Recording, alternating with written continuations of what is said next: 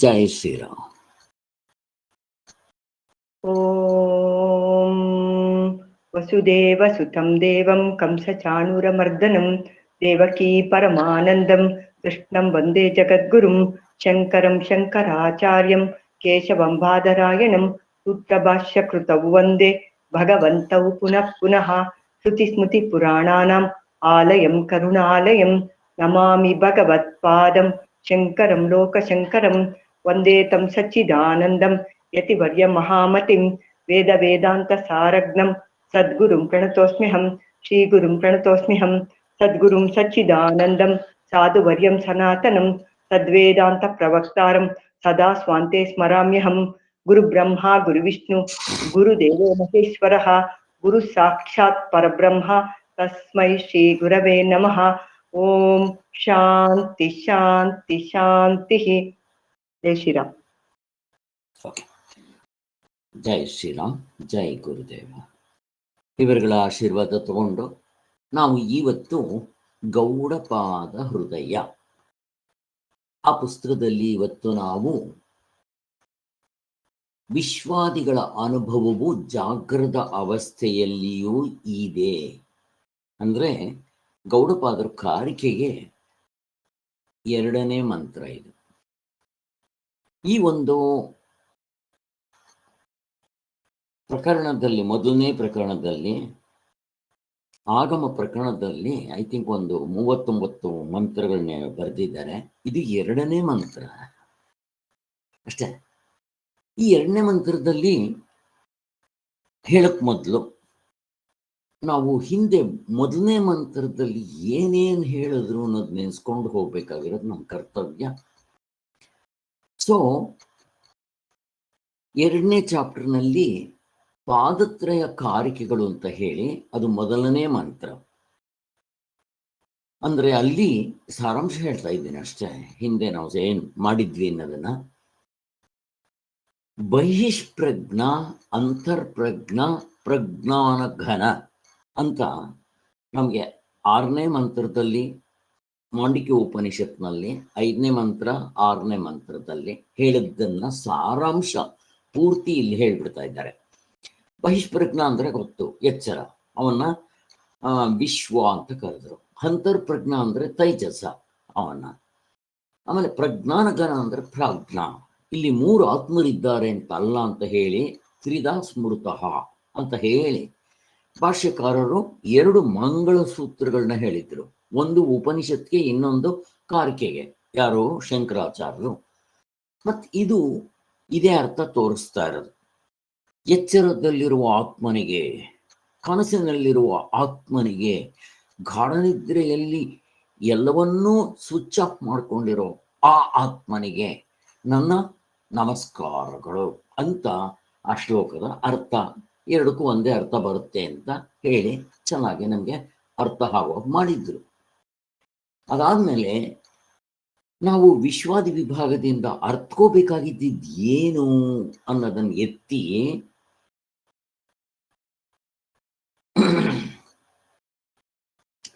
ಅವಸ್ಥೆಗಳು 3 ಅಲ್ಲ ಅನ್ನೋದನ್ನು ತಿಳಿಸ್ಕೊಟ್ರು. ಯಾರನ್ನೇ ಪ್ರಶ್ನೆ ಕೇಳಿದ್ರು ನಾವು, ಅವಸ್ಥೆಗಳು ಎಷ್ಟು ಸ್ವಾಮಿ? 3. ನೀವು ಪ್ರಪಂಚದಲ್ಲಿದ್ದೀರಾ, ಪ್ರಪಂಚ ನಿಮ್ಮಲ್ಲಿದೆಯಾ ಅಥವಾ ನನ್ನಲ್ಲಿ ಪ್ರಪಂಚ ಇದೆಯಾ, ಪ್ರಪಂಚ ನನ್ನಲ್ಲಿದೆಯಾ ಅಂತ ಪ್ರಶ್ನೆ ಕೇಳಿದ್ರೆ ನಾವೆಲ್ಲ ಕೊಡೋ ಉತ್ತರ ಗೊತ್ತು. ಆದ್ರೆ ಈಗ ಕೊಡೋ ಉತ್ತರ ಬೇರೆ. ಅದು ಇಲ್ಲಿ ಯಾತಕ್ಕೆ ಹಂಗೆ ಉತ್ತರ ಕೊಡ್ತಾರೆ? 2 ಕರೆಕ್ಟೇ. ಒಂದು ವ್ಯವಹಾರ ದೃಷ್ಟಿಯಿಂದ, ಇನ್ನೊಂದು ಅನುಭವ ದೃಷ್ಟಿ ಅಂತ ಹೇಳಿ, ಅನುಭವಾನುಸಾರವಾಗಿ ವ್ಯವಹಾರ ಸಾರವಾಗಿ ಅಂತ ಹೇಳಿ ಅವುಗಳನ್ನ ಹೈಲೈಟ್ ಮಾಡಿದ್ರು. ಮತ್ತೆ ನಾವು ಯಾರನ್ನೇ ಕೇಳಿದ್ರು ಎಚ್ಚರದಲ್ಲಿ ಯಾರಪ್ಪ ಇರೋದು? ನಾನೇ ಸ್ವಾಮಿ. ನಾನು ಅಂದ್ರೆ ಈ ಮುಷ್ಟೇಮಾರೆ ಅಂದ್ರೆ ಈ ಜನಕ ಮಹಾರಾಜ. ಕನಸಿನಲ್ಲಿ ಯಾರಿರೋದು? ನಾನೇ ಸ್ವಾಮಿ. ಅವನ ಪ್ರಕಾರ ಕನಸಿನಲ್ಲೂ ಜನಕ ಮಹಾರಾಜನೇ ಇದ್ದ ಅಂತ. ಗಾಢನಿದ್ರೆಯಲ್ಲಿ ಯಾರಿದ್ದ? ನಾನೇ ಸ್ವಾಮಿ, ನಾನು ಮಾಡ್ಕೊಂಡು ನಾನೇ ಹೇಳ್ತೀನಿ ಅಂತ. ಅಲ್ಲೂ ಕೂಡ ಅವನು ಈ ಎಚ್ಚರದ ಈ ಶರೀರನೇ ಇತ್ತು ಅಂತ ಹಾಗೆ ಭಾವನೆ ಮಾಡ್ಕೊಂಡಿರ್ತೀವಿ ನಾವು. ತಪ್ಪದು. ಬಟ್ ವ್ಯವಹಾರಕ್ಕೆ ಸಾಕು. ವ್ಯವಹಾರಕ್ಕೆ ಇಷ್ಟಿದ್ರೆ ಏನು ತೊಂದರೆ ಇಲ್ಲ. ಅನ್ನೋದನ್ನು ಹೇಳಿ ನಾನಿದ್ದೆ, ನಾನೇ ಕನಸು ಕಂಡಿದ್ದು, ನಾನೇ ನಿದ್ರೆಯಲ್ಲಿದ್ದೆ, ನಾನೇ ಎದ್ದೆ ಅಂತ ಹೇಳ್ತಾ ಇರ್ತಾರೆ. ಆದರೆ ಆ ಪಾರಮಾರ್ಥಿಕ ದೃಷ್ಟಿಯಿಂದ ನೋಡಿದಾಗ ನಾನು ಅಂತಂದರೆ ಅಲ್ಲೂ ನಾನೇ, ಇಲ್ಲೂ ನಾನೇ. ಇಲ್ಲಿ ನೋಡ್ರಿ, ವ್ಯವಹಾರ ದೃಷ್ಟಿಯಿಂದ ನೋಡಿದ್ರು ನಿಮ್ಗೆ ಅದೇ ಆನ್ಸರ್ರೇ, ಪಾರಮಾರ್ಥಿಕ ದೃಷ್ಟಿಯಿಂದ ನೋಡಿದ್ರು ಆನ್ಸರ್ ಒಂದೇ. ಬಟ್ ವಸ್ತು ಯಾವುದು?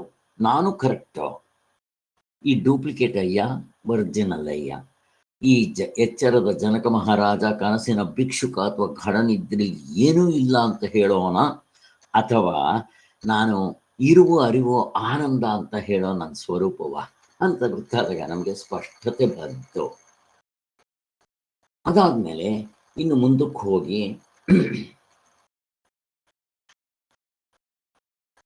ಸ್ಮೃತಿ ಅಥವಾ ನೆನಪು ಅಥವಾ ಮೆಮರಿ ಅನ್ನೋದು ಪ್ರತ್ಯಭಿಜ್ಞ. ಹಾಗಂದ್ರೆ ಇವೆರಡು ಮನಸ್ಸಿಗೆ ಸಂಬಂಧಪಟ್ಟಿರೋದೆ, ಇವೆರಡು ದೃಶ್ಯ ಪ್ರಪಂಚದಲ್ಲಿ ಇರೋದು. ಆದ್ದರಿಂದ ಇವುಗಳ ಅರ್ಥ ಏನು ಅನ್ನೋದು ನಮ್ಗೆ ಸ್ಪಷ್ಟವಾಗಿ ತಿಳಿಸ್ಕೊಟ್ರು. ಅದಾದ್ಮೇಲೆ ವಿಶ್ವಾದಿ ನಾಮಗಳ ಅರ್ಥ ಏನು ಅಂತ ಹೇಳಿದ್ರು. ಯಾಕೆ ಹೇಳ್ಬೇಕಾಯ್ತು ಇದು? ಇಲ್ಲಿ ಉಪನಿಷತ್ನಲ್ಲಿ ವೈಶ್ವಾನರ ತೈಜಸ ಪ್ರಾಜ್ಞ ಅಂತ ಹೇಳಿದ್ದನ್ನ ಕಾರಿಕೆಯಲ್ಲಿ ವಿಶ್ವ ಅಂತ ಕರೆದ್ರು, ಮತ್ತೆ ಹಿರಣ್ಯ ಗರ್ಭ ಅಂತ ಕರೆದ್ರು. ಅವನ್ನ ಇನ್ನೊಬ್ಬನ ಏನಂತಾರೆ, ಬೀಜ ರೂಪದಲ್ಲಿ ಇರೋನು ಅಂತ ಕರೆದ್ರು, ಅವ್ಯಾಕೃತ ಅಂತ ಕರೆದ್ರು. ಈ ಕರೆದಾಗ ಈಗಿನ ಹೊಸ ವೇದಾಂತಿಗಳಿಗೆ ಕನ್ಫ್ಯೂಷನ್ ಆಗ್ಬಿಟ್ಟು ಒಂದನ್ನ ವ್ಯಷ್ಟಿ ಸಮಷ್ಟಿ ಅಂತ ಹಿಂಗೆ ಮಾಡಕ್ ಶುರು ಮಾಡಿಬಿಟ್ರು. ವ್ಯಷ್ಟಿ ಸಮಷ್ಟಿ ಎರಡು ಅನಾತ್ಮದಲ್ಲಿರೋದು, ಸ್ಥೂಲ ಶರೀರ ಸೂಕ್ಷ್ಮ ಶರೀರ. ವ್ಯಷ್ಟಿ ಸಮಷ್ಟಿ ಅಂದ್ರೆ ಎಲ್ಲವನ್ನು ಒಟ್ಟಿಗೆ ಸೇರಿಸೋದು, ಹೋಲ್ಸೇಲ್ ಬಿಸ್ನೆಸ್ ಅಂತ ಹೇಳಿ ಅವರು ಅದಕ್ಕೆ ಸಗಣಿ ಹಚ್ಬಿಟ್ಟಿದ್ರು. ಇಲ್ಲಿ ಬೇಸ್ಮೆಂಟ್ ಅಲ್ಲಾಡೋಗ್ಬಿಟ್ಟಿತ್ತು. ಹೀಗೆ ತಪ್ಪರ್ಥ ಮಾಡ್ಕೋಬಾರ್ದು ಅಂತ ಚೆನ್ನಾಗಿ ತೋರಿಸಿ, ಆಮೇಲೆ ಇವುಗಳನ್ನೆಲ್ಲ ಬಿಟ್ಟು ವ್ಯಷ್ಟಿ ಸಮಷ್ಟಿ ಅಂದ್ರೆ ಏನು ಅಂತ ಕಾಟಕೋಪನಿಷತ್ನಲ್ಲಿ ಚೆನ್ನಾಗಿ ಹೇಳಿದ್ದಾರೆ ಅಂತ ಹೇಳಿದೆ. ಅಲ್ಲಿ ನಮ್ಗೆ ಅರ್ಥ ಮಾಡಿಕೊಟ್ರೆ ಇಲ್ಲಿ ಇನ್ನೂ ಸ್ಪಷ್ಟವಾದ ಅರ್ಥ ಆಗುತ್ತೆ ಅಂತ ಹೇಳಿ,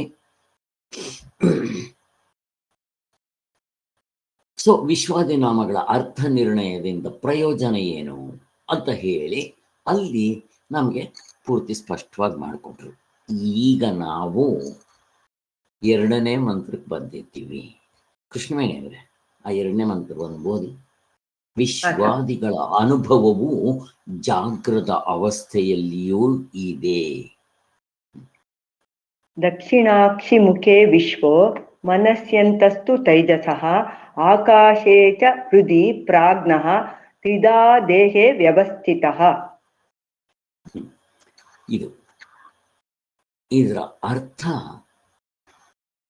ಬಲಗಣ್ಣಿನ ದ್ವಾರದಲ್ಲಿ ವಿಶ್ವನಿದ್ದಾನೆ.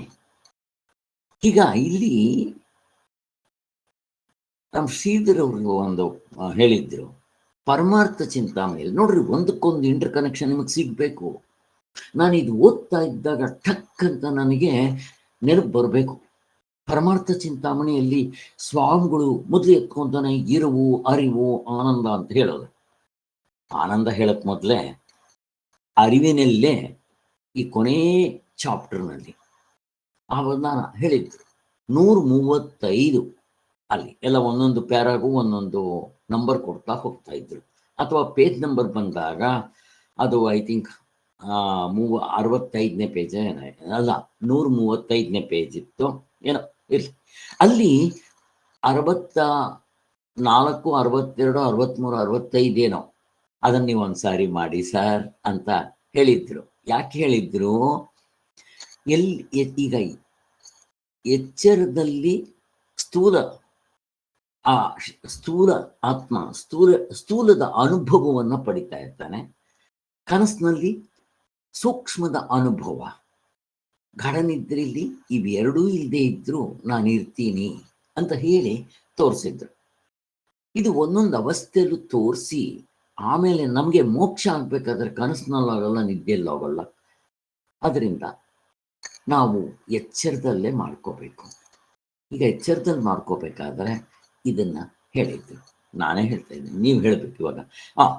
ಸರಿ, ಈಗ ಪರಮಾರ್ಥ ಚಿಂತಾಮಣಿಯಲ್ಲಿ ಅಲ್ಲಿ ಏನ್ ಹೇಳಿದ್ರು ಇದೇ ತರ ಟಾಪಿಕ್ ಅಲ್ಲಿ ಬೇರೆ ತರ ಬಂದಿತ್ತು. ಯಾರಾದ್ರೂ ಹೇಳಿ ಶ್ರೀಧರ್ ಅವ್ರು ನೀವೇ.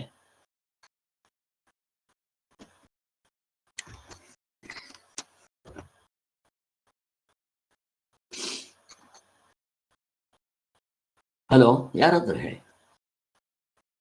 ಅದೇ ಎಚ್ಚರಿಕೆಯಲ್ಲಿ ಕನಸಲ್ಲಿ ನಾವು ತಿಳ್ಕೊಳಕ್ಕಿಂತ ಎಚ್ಚರಿಕೆಯಲ್ಲಿ ಅದು ಅನುಭವವನ್ನು ತಿಳ್ಕೊಳ್ಬೇಕು, ಅದು ಉಪಯೋಗ ಜಾಸ್ತಿ ಅಂತ ಅದು ಹೇಳಿದ್ದಾರೆ. ಅದರಲ್ಲಿ ಹೇಗೆ ತಿಳ್ಕೊಳ್ಬೇಕು ಅನ್ನೋ ಮೆಥಡ್ ಹೇಳಿದ್ದಾರೆ. ಅಲ್ಲಿ ಏನಂದ್ರೆ ಅಲ್ಲಿ ಕಲ್ಪಿಸ್ಕೋಬೇಕು, ಅಲ್ಲಿ ನಿದ್ದೆಯಲ್ಲಿ ನಾವು ನಿದ್ದೆ ಅನ್ನೋದನ್ನ ಕಲ್ಪಿಸ್ಕೊಂಡು ಅದೇ ಭಾವನೆಯಲ್ಲಿ ಎಚ್ಚರಿಕೆಯಲ್ಲಿ ಅನುಭವಿಸ್ಕೋಬೇಕು ಅಂತ ಹೇಳ್ಬಿಟ್ಟು, ಆವಾಗ ನಮ್ಗೆ ಎಷ್ಟೊತ್ತು ನಾವು ಅನುಭವ ಆತ್ಮತತ್ವದಲ್ಲಿರೋ ನಾನು ಆತ್ಮನೇ ಆಗಿರ್ತೀನಿ ಅನ್ನೋದು ನನ್ಗೆ ಗೊತ್ತಾಗತ್ತೆ ಅಂತ, ಅದು ಅನುಭವ ಆಗತ್ತೆ ಅಂತ. ಇಲ್ಲಿ ಭಾವನೆ ಮಾಡೋದಲ್ಲ, ನಾವೇನಾದ್ರೂ ಭಾವನೆ ಮಾಡೋದು ಇಮ್ಯಾಜಿನ್ ಮಾಡೋದು ಅಂದಿದ ತಕ್ಷಣ ಅದು ಉಪಾಸನೆ ಆಗ್ಬಿಡುತ್ತೆ. ಹುಷಾರಾಗಿರ್ಬೇಕು. ಇಲ್ಲಿ ವಸ್ತುತಂತ್ರವಾದ ಸಾಧನೆ ಹೇಳಿರೋದು, ಅದಕ್ಕೋಸ್ಕರ ಸ್ವಾಮಿಗಳು ಅದನ್ನು ತುಂಬಾ ಹೈಲೈಟ್ ಮಾಡಿದ್ದಾರೆ. ಎಲ್ಲೆಲ್ಲಿ ಈ ವಸ್ತುತಂತ್ರವನ್ನ ಹೇಳಿದ್ದಾರೆ. ಇವಾಗ 2 ಪುಸ್ತಕಗಳು ನಾವು ತಗೋಬೇಕಿಲ್ಲಿ. ಶಂಕರಾಚಾರ್ಯ ಭಾಷ್ಯ ಬರೆದಿದ್ದಾರೆ 2ಕ್ಕೆ. ಅದಕ್ಕೋಸ್ಕರ ಇಲ್ಲಿ ವಸ್ತುತಂತ್ರ, ಕರ್ತೃತಂತ್ರ, ಇಲ್ಲಿ ಯಾವ್ದು ತಗೋಬೇಕು, 2 ಪುಸ್ತಕಗಳು ಯಾವ್ಯಾವುದು ಪ್ರಶ್ನೆ.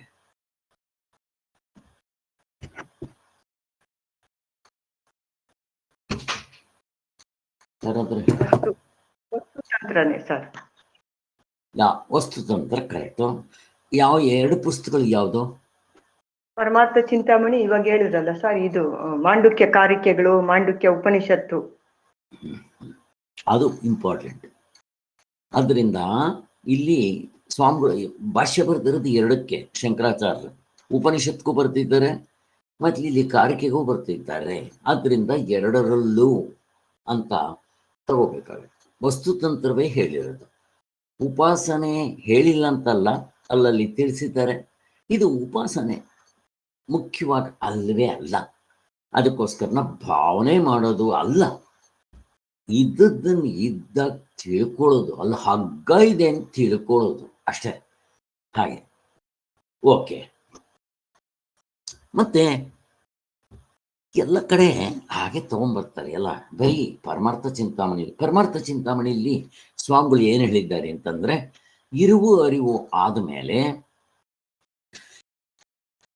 ಅದಕ್ಕೆ ಅವರೇ ಒಂದು ಪ್ರಶ್ನೆ ಹಾಕ್ತಾರೆ. ಅಲ್ಲ, ಈ ಅರಿವು ಅಥವಾ ನನ್ನ ನಿಜವಾದ ಜ್ಞಾನ ಇದು ನಾನು ಎಚ್ಚರದಲ್ಲಿ ತಿಳ್ಕೊಳ್ಳೋದಕ್ಕೆ ಸಾಧ್ಯನಾ ಅಂತ ಪ್ರಶ್ನೆ ಹಾಕಿ, ಆಗತ್ತೆ, ಸಾಧ್ಯ ಇದೆ ಅಂತಾನೆ ಹೇಳ್ತಾರೆ ಅವರಲ್ಲಿ. ಸೊ ಅಲ್ಲಿ ಚೆನ್ನಾಗಿ ತೋರಿಸಿದ್ದಾರೆ.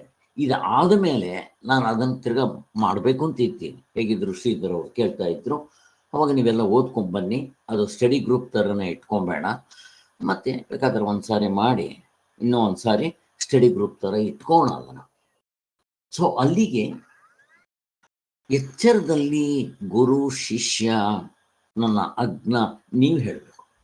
ಅದ್ಯಾಕೆ ಎಚ್ಚರದಲ್ಲಿ ಜಾಸ್ತಿ ನೋಡ್ಕೋಬೇಕು?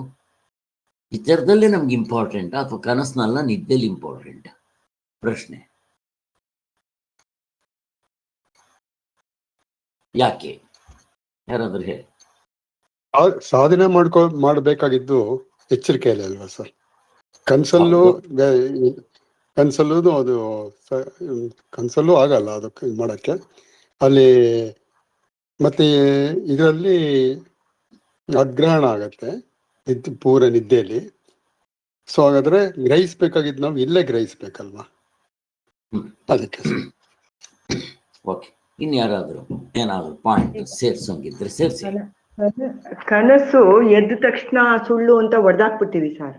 ಈ ಎಚ್ಚರನ ನಮ್ಗೆ ಹೊಡೆದಾಕಕ್ಕಾಗಲ್ಲ. ಇದು ಸತ್ಯ ಅಂತ ಇಟ್ಕೊಂಡಿರ್ತೀವಿ. ಮತ್ತೆ ಇಲ್ಲೇ ಅನ್ಯತಾ ಗ್ರಹಣ ಆಗಿರೋದು ಇಲ್ಲೇ ನಮ್ಗೆ ತೊಂದರೆ ಕೊಡ್ತಾ ಇರೋದು ಎಚ್ಚರದಲ್ಲಿ. ಆದ್ರಿಂದ ಎಚ್ಚರದಲ್ಲೇ ಗುರು ಶಿಷ್ಯ ಎಲ್ಲ ಆಗೋದು, ನಮ್ಗೆ ಉಪದೇಶ ಆಗೋದು ಪ್ರತಿಯೊಂದು ಎಚ್ಚರದಲ್ಲಿ. ಆದ್ರಿಂದ ಎಚ್ಚರನೇ ನಮ್ಗೆ ಇದು ತಿಳ್ಕೊಳಕ್ಕೆ. ಅಲ್ಲ, ಈ ಪಾಯಿಂಟ್ ಇಂದ ನಾವು ಇಂಪಾರ್ಟೆನ್ಸ್ ಕೊಡಕ್ಕಾಗಲ್ಲ. ಅನ್ಯತಾ ಗ್ರಹಣ ಅಂದಿದ ತಕ್ಷಣ ಕನಸಿನಲ್ಲೂ ಅನ್ಯತಾ ಗ್ರಹಣವೇ, ಆದ್ರಿಂದ ಅಲ್ಲೇ ತಿಳ್ಕೊಬೋದಾಗಿತ್ತು. ಎಚ್ಚರ ಆದ ತಕ್ಷಣ ಹೊಡೆದಾಕ್ಬಿಡ್ತೀವಲ್ಲ ಸರ್, ಕನಸು ಸುಳ್ಳು ಅಂತ. ಹಾ, ಕನಸು ಇದು ಗಟ್ಟಿಯಾಗಿ ಎಚ್ಚರ ಹೊಡೆದಾಕಲ್ಲ, ಎಚ್ಚರ ನಮ್ಗೆ ಗಟ್ಟಿಯಾಗಿ ಇಟ್ಕೊಂಡಿರ್ತೀವಲ್ಲ ಸರ್. ಈಗ ಎಚ್ಚರ ಸತ್ಯನಾ? ಅಲ್ಲ, ನಾವು ಇವಾಗ ಸಾಮಾನ್ಯವಾಗಿ ವ್ಯವಹಾರದಲ್ಲಿ ನಮ್ಗೆ ಎಚ್ಚರ ಸತ್ಯ ಅಂತ ಬಿಗ್ಗಿಯಾಗಿ ಇಟ್ಕೊಂಡ್ಬಿಟ್ಟಿದೀವಲ್ಲ ಸರ್ ನಾವು. ಅದಕ್ಕೋಸ್ಕರ ಅಲ್ಲ, ಎಚ್ಚರ ಸತ್ಯ ನಾವ್ ಇಟ್ಕೊಂಡಿದ್ದೀವಿ ವ್ಯವಹಾರದ ದೃಷ್ಟಿಯಿಂದ ಎಲ್ಲ ತಪ್ಪೆ. ಕನಸು ಹೆಂಗ್ ತಪ್ಪೋ ಎಚ್ಚರವೂ ತಪ್ಪೆ. ಆದ್ರೆ ಧರ್ಮಾಚರಣೆ ಮಾಡ್ಬೇಕಾಗಿತ್ತು, ಧರ್ಮಾಚರಣೆ ಮಾಡ್ಕೋಬೇಕಾಗಿತ್ತು. ಎಚ್ಚರಿಕೆ ತಾನೆ, ಎಚ್ಚರಿಕೆಯಿಂದ ನಮ್ಗೆ ಎಲ್ಲ ನೀವೇನ್ ಹೇಳಿದ್ರು ಎಚ್ಚರಿಕೆಯಿಂದಾನೇ ಮಾಡ್ಬೇಕು ಅಂತ. ಅಲ್ಲಿ ಕರ್ಮಗಳು ಮಾಡ್ಬೇಕು, ನಿಷ್ಕರ್ಮ ಕರ್ಮ ಮಾಡ್ಬೇಕಂದ್ರೆ ಇದರಲ್ಲೇ ಮಾಡ್ಬೇಕು. ಸೊ ಅದಕ್ಕೆ ಇಲ್ಲಿ ಮಾಡ್ಬೇಕು ನಾವು. ಇದು ಸಾಧಿಸಕ್ಕೆ ಇದೇ ಒಂದು ದಾರಿ. ಫಲ ಎಲ್ಲಿಂದ ಬರುತ್ತೆ?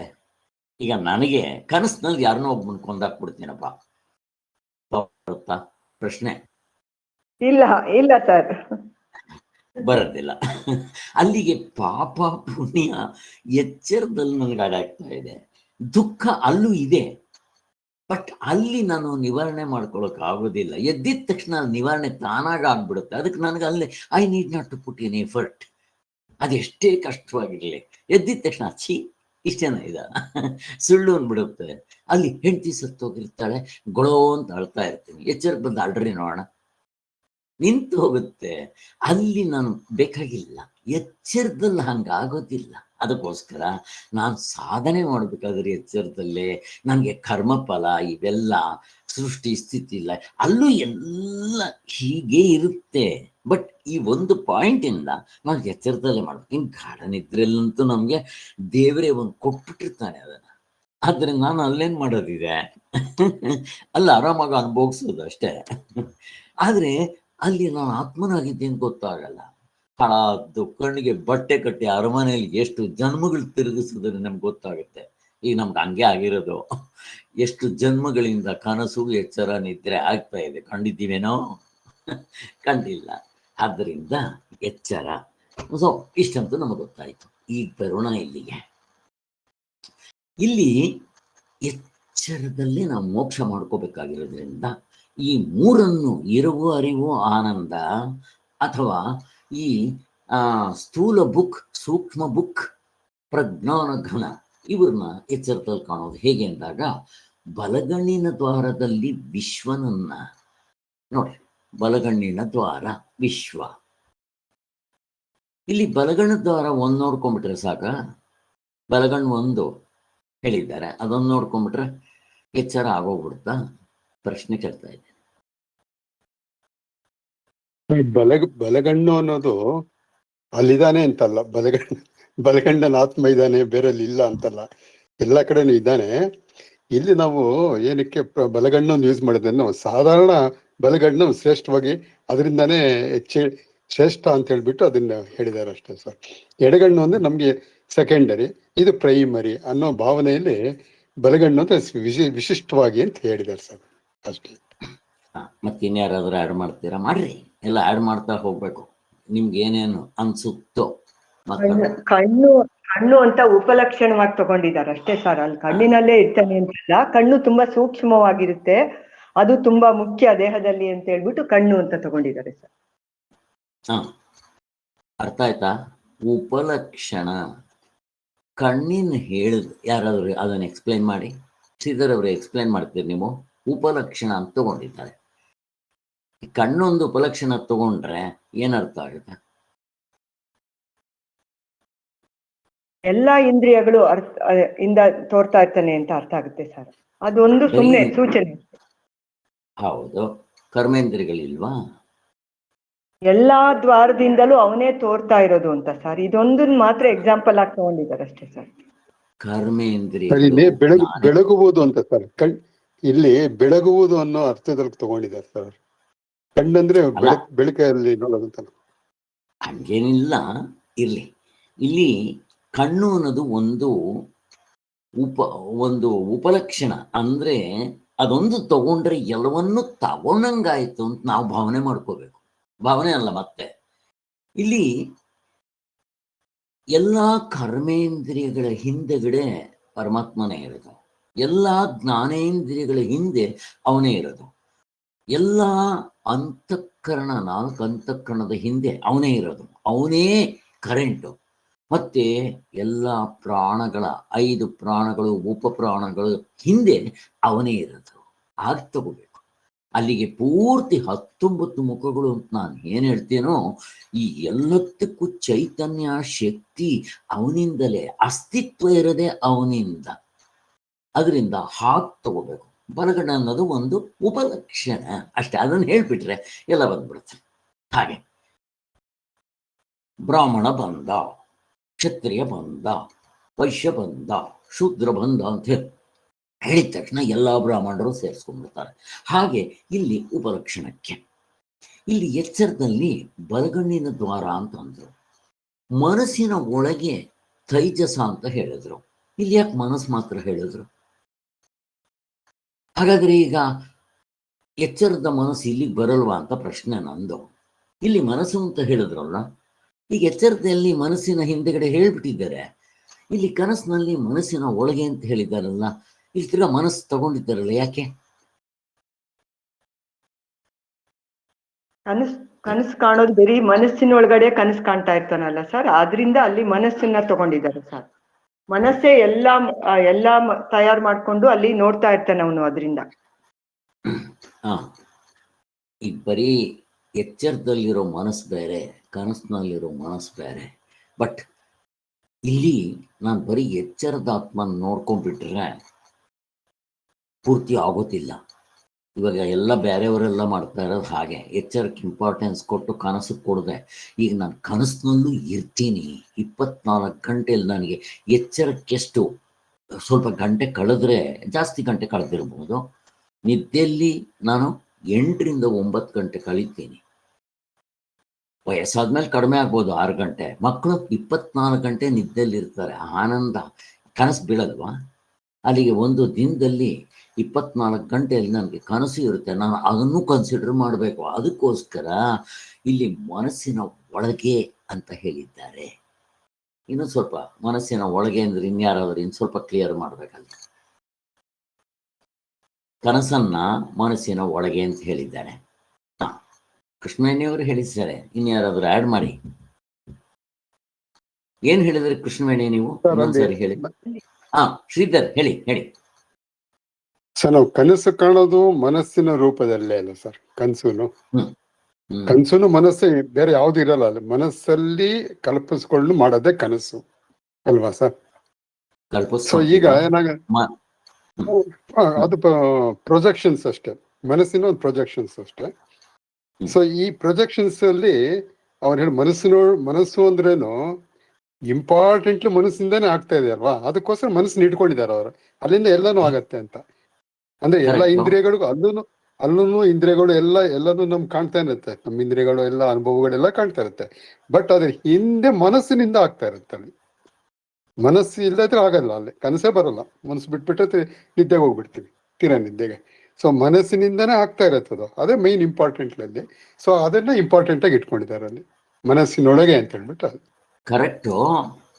ಈಗ ಅಲ್ಲಿ ಕರ್ಮೇಂದ್ರಿಯಗಳು ಜ್ಞಾನೇಂದ್ರಿಯಗಳು ಇರೋಲ್ವಾ? ಎಲ್ಲ ಇರುತ್ತೆ.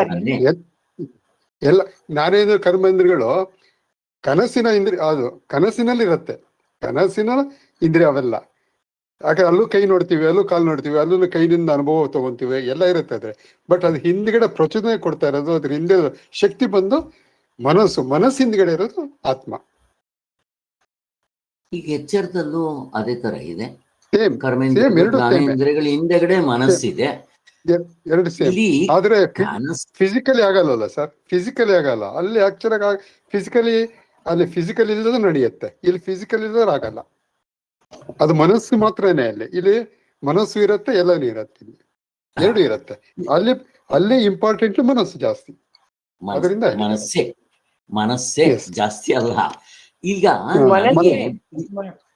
ಮನಸ್ಸೇ ಎಲ್ಲದನ್ನು ಸೃಷ್ಟಿ ಮಾಡ್ಕೊಂಡಿರುತ್ತೆ ಸರ್. ಅಲ್ಲಿ ಯಾರು ಇರೋದಿಲ್ಲ. ಅದೇ ಅಲ್ಲಿ ಸತ್ಯವಾಗಿ ಎಲ್ಲ ಇರ್ತಾರೆ. ಆದ್ರೆ ಎಚ್ಚರದ ದೃಷ್ಟಿ ಬಂದ ತಕ್ಷಣ ನಮ್ಗೆ ಮನಸ್ಸೇ ನನ್ನ ಎದುರುಗಡೆ ಇನ್ನೊಬ್ನಿರ್ತಾನೆ, ಚೆಸ್ ಆಡ್ತಾ ಇದ್ದೀನಿ, ಅಥವಾ ಒಂದು ಹಸು ಕರು ಹಾಕಿರುತ್ತೆ, ಎಲ್ಲ ಮನಸ್ಸಿಂದನೇ ಆಗಿರುತ್ತೆ ಸರ್. ಅದಕ್ಕೋಸ್ಕರ ಅಲ್ಲಿ ಮನಸ್ಸನ್ನೇ ತಗೊಂಡಿದ್ದಾರೆ ಸರ್. ಅಷ್ಟೇ. ಮನಸ್ಸು ತಗೊಂಡಿದ್ದಾರೆ ಸರ್, ಅಲ್ಲಿ ಮನಸ್ಸು ತಗೊಂಡಿದ್ದಾರೆ, ಇಲ್ಲ ಅಂತಲ್ಲ. ಹಾಗಾದ್ರೆ ಅದು ಸುಳ್ಳಲ್ಲ ಅಂದ್ರೆ ನಿದ್ದೆಗೆ ಹೋದ್ಮೇಲೆ ಇದು ಸುಳ್ಳಲ್ವಲ್ಲ? ಇದು ಸುಳ್ಳತನ ಆಗದೆ. ಎಚ್ಚರಿಕೆನು ಸುಳ್ಳೆ, ಕನಸಲ್ಲೂ ಸುಳ್ಳು, ಇರಚು ಸುಳ್ಳೆ. ಬಟ್ ನಮ್ಗೆ ಪ್ರಯೋಜನಕ್ಕೆ ನಮ್ಗೆ ಅಲ್ಲಿ ನಿಧಿಧ್ಯಾಸನ ಆಗ್ಬೇಕು ಅಂದ್ರೆ ಎಚ್ಚರಿಕೆಯಿಂದನೇ ಆಗ್ಬೇಕು ಅನ್ನೋದು ಬಿಟ್ರೆ ಅದೊಂದೇ ಅಲ್ಲಿ.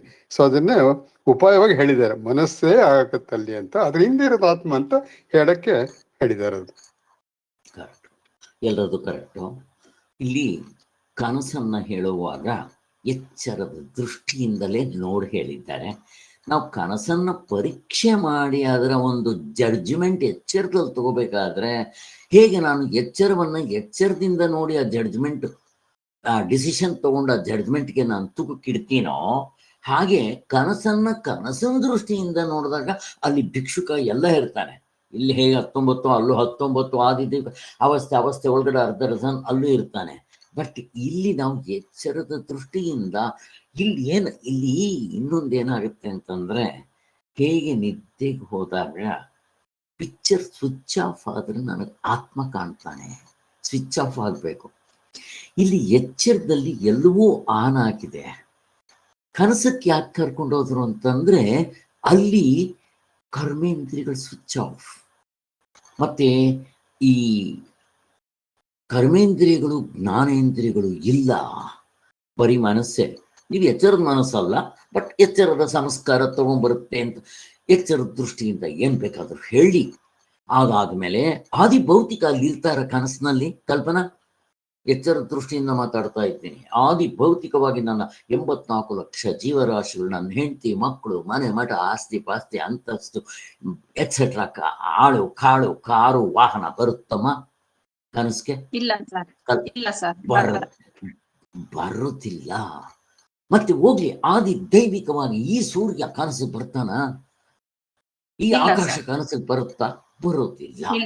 ಅಲ್ಲಿಗೆ ಆ ಮನಸ್ಸೇ ಕರ್ಮೇಂದ್ರಿಯಗಳನ್ನ, ಜ್ಞಾನೇಂದ್ರಿಯಗಳನ್ನ, ಆದಿ ಭೌತಿಕವನ್ನ, ಆದಿ ದೈವಿಕ ಎಲ್ಲವನ್ನ ಸೃಷ್ಟಿ ಮಾಡ್ಕೊಂಡ್ಬಿಡುತ್ತೆ. ಕಾಲ, ದೇಶ, ಕಾರ್ಯಕಾರಣ ಭಾವ ಸೃಷ್ಟಿ ಮಾಡ್ಕೊಂಡ್ಬಿಡುತ್ತದೆ. ಈಗಿನ ವೆಸ್ಟರ್ನ್ ಫಿಲಾಸಫರ್ಸ್ ಕಾಲ, ದೇಶ, ಕಾರ್ಯಕಾರಣ ಭಾವ ಅಂತ ಏನ್ ಹೇಳಿದ್ದಾರೆ? ಪ್ರಶ್ನೆ, ಯಾರಾದ್ರೂ ಹೇಳಿ.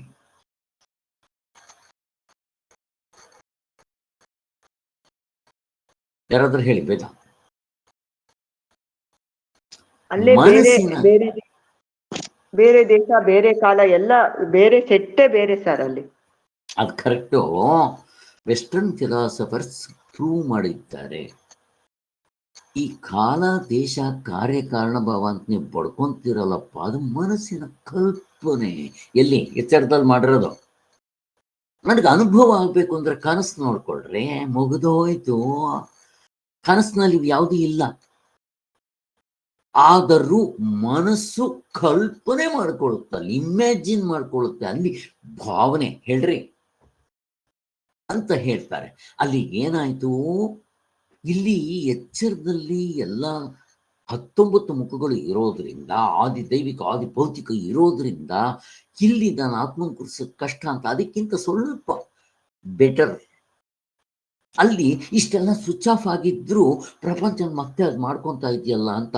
ಆದಿ ಭೌತಿಕ ಮಾತ್ರ ಅಲ್ಲಪ್ಪ, ಈ ಕರ್ಮೇಂದ್ರಿಯಗಳು, ಈ ಮನಸ್ಸು, ಕರ್ಮೇಂದ್ರಿಯಗಳು, ಜ್ಞಾನೇಂದ್ರಿಯಗಳು, ಮತ್ತೆ ಅಂತಃಕರಣ ಬಿಟ್ಬಿಡ್ರೆ, ಮತ್ತೆ ಆದಿ ಭೌತಿಕ, ಆದಿ ದೈವಿಕ, ದೇಶ, ಕಾಲ, ಕಾರ್ಯಕಾರಣ ಭಾವ ಮತ್ತೆ ಅವಸ್ಥೆಗಳು ಎಲ್ಲವನ್ನೂ ಸುಮ್ಮನೆ ಸೃಷ್ಟಿ ಮಾಡಿಕೊಳ್ಳುತ್ತೆ. ಇದು ನಮ್ಗೆ ಅನುಭವದಲ್ಲಿ ತೋರಿಸಿದ್ರು ಇಲ್ವೋ? ಈಗ ನಾನು ಆತ್ಮನ್ ಹೇಳಿದ್ರು ನೀವೆಲ್ಲ ನಂಬಲ್ಲ. ಯಾಕೆ? ಪ್ರಶ್ನೆ ಕೇಳ್ತಾ ಇದ್ದೆ. ಹಿಡ್ಕೋಬೇಕು ನಾನು ಏನ್ ಹೇಳ್ತಾ ಇದ್ದೇನೆ ಅದು. ಯಾಕೆ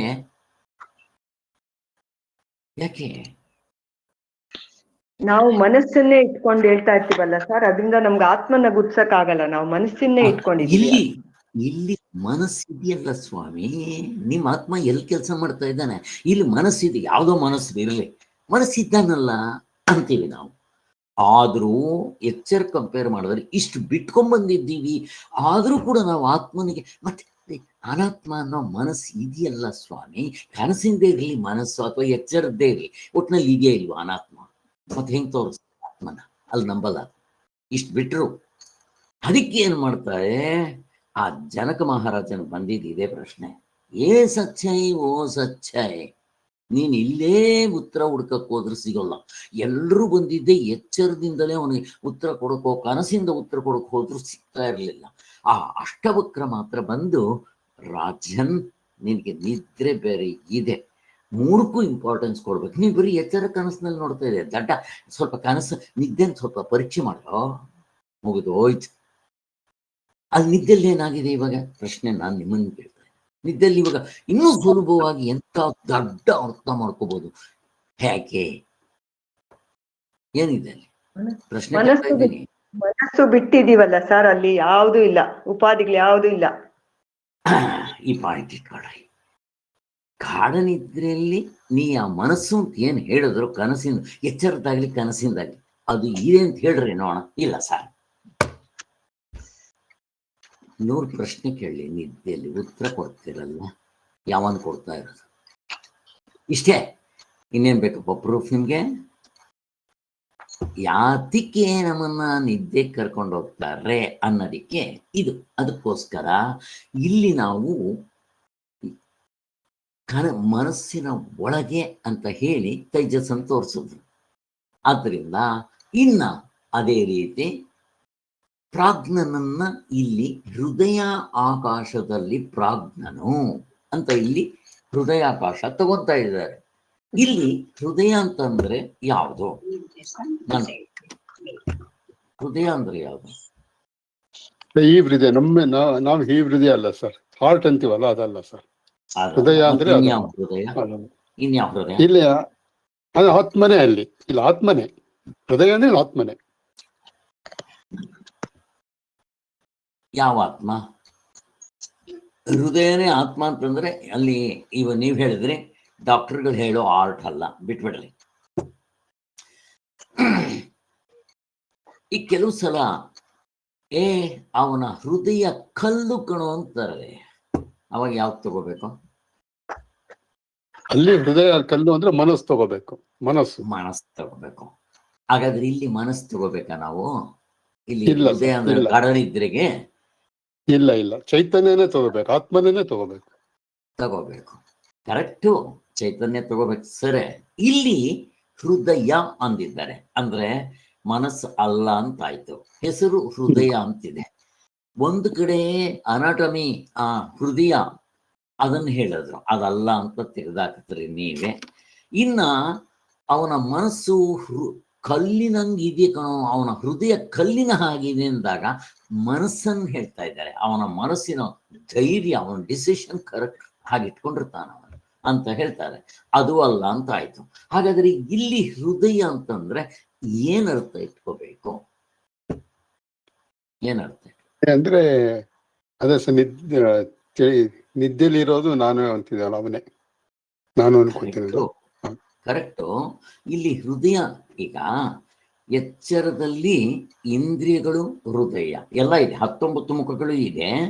ಮತ್ತೆ ಅಲ್ಲಿ ಎಲ್ಲ ಇರ್ಲಿ, ಅವೆಲ್ಲ ಬೇಡ. ಕನಸಿನಲ್ಲಿ ಬರೀ ಮನಸ್ಸು ಮತ್ತೆ ಹೃದಯ ಇದೆ. ಗಾಢ ನಿದ್ರೆಯಲ್ಲಿ ಬರೀ ಹೃದಯ ಅಂದ್ರೆ ಯಾವ್ದು ತಗೋಬೇಕು ಅಂತ ನನ್ನ ಪ್ರಶ್ನೆ. ಅರಿವು ಕರೆಕ್ಟ್, ಅರಿವು. ಅಲ್ಲಿ ಏನ್ ನನಗೆ ಒಂದು ಕರೆಕ್ಟ್ ಪಾಯಿಂಟ್ ಬೇಕು. ಅಲ್ಲಿ ಅರಿವು ಸೇರೆ ಈ ಮನಸ್ಸನ್ನು ಇಟ್ಕೋಬೇಕಾ? ಅಲ್ಲಿ ಗಾಢ ನಿದ್ರೆಯಲ್ಲಿ ಮನಸ್ಸು ಇರ್ತಾನೆ ಅಂತ ಇಟ್ಕೋಬೇಕಾ ನಾನು ಅಲ್ಲಿ? ಇಲ್ಲ ಸರ್. ಅಥವಾ ನನ್ನ ಹೃದಯವನ್ನ ಎಚ್ಚರದಲ್ಲಿ ಪರೀಕ್ಷೆ ಮಾಡ್ಕೋಬೇಕಾದ್ರೆ ಈ ಮನಸ್ಸು ಏನಾಗ್ಬೇಕು? ಘನರೂಪ ಆಗಿರ್ತದೆ. ಘನರೂಪ ಅಷ್ಟೇ, ಘನರೂಪ. ಕ್ಯಾಚ್ ಮಾಡ್ಲಿಲ್ಲ ನೀವು ಸರ್.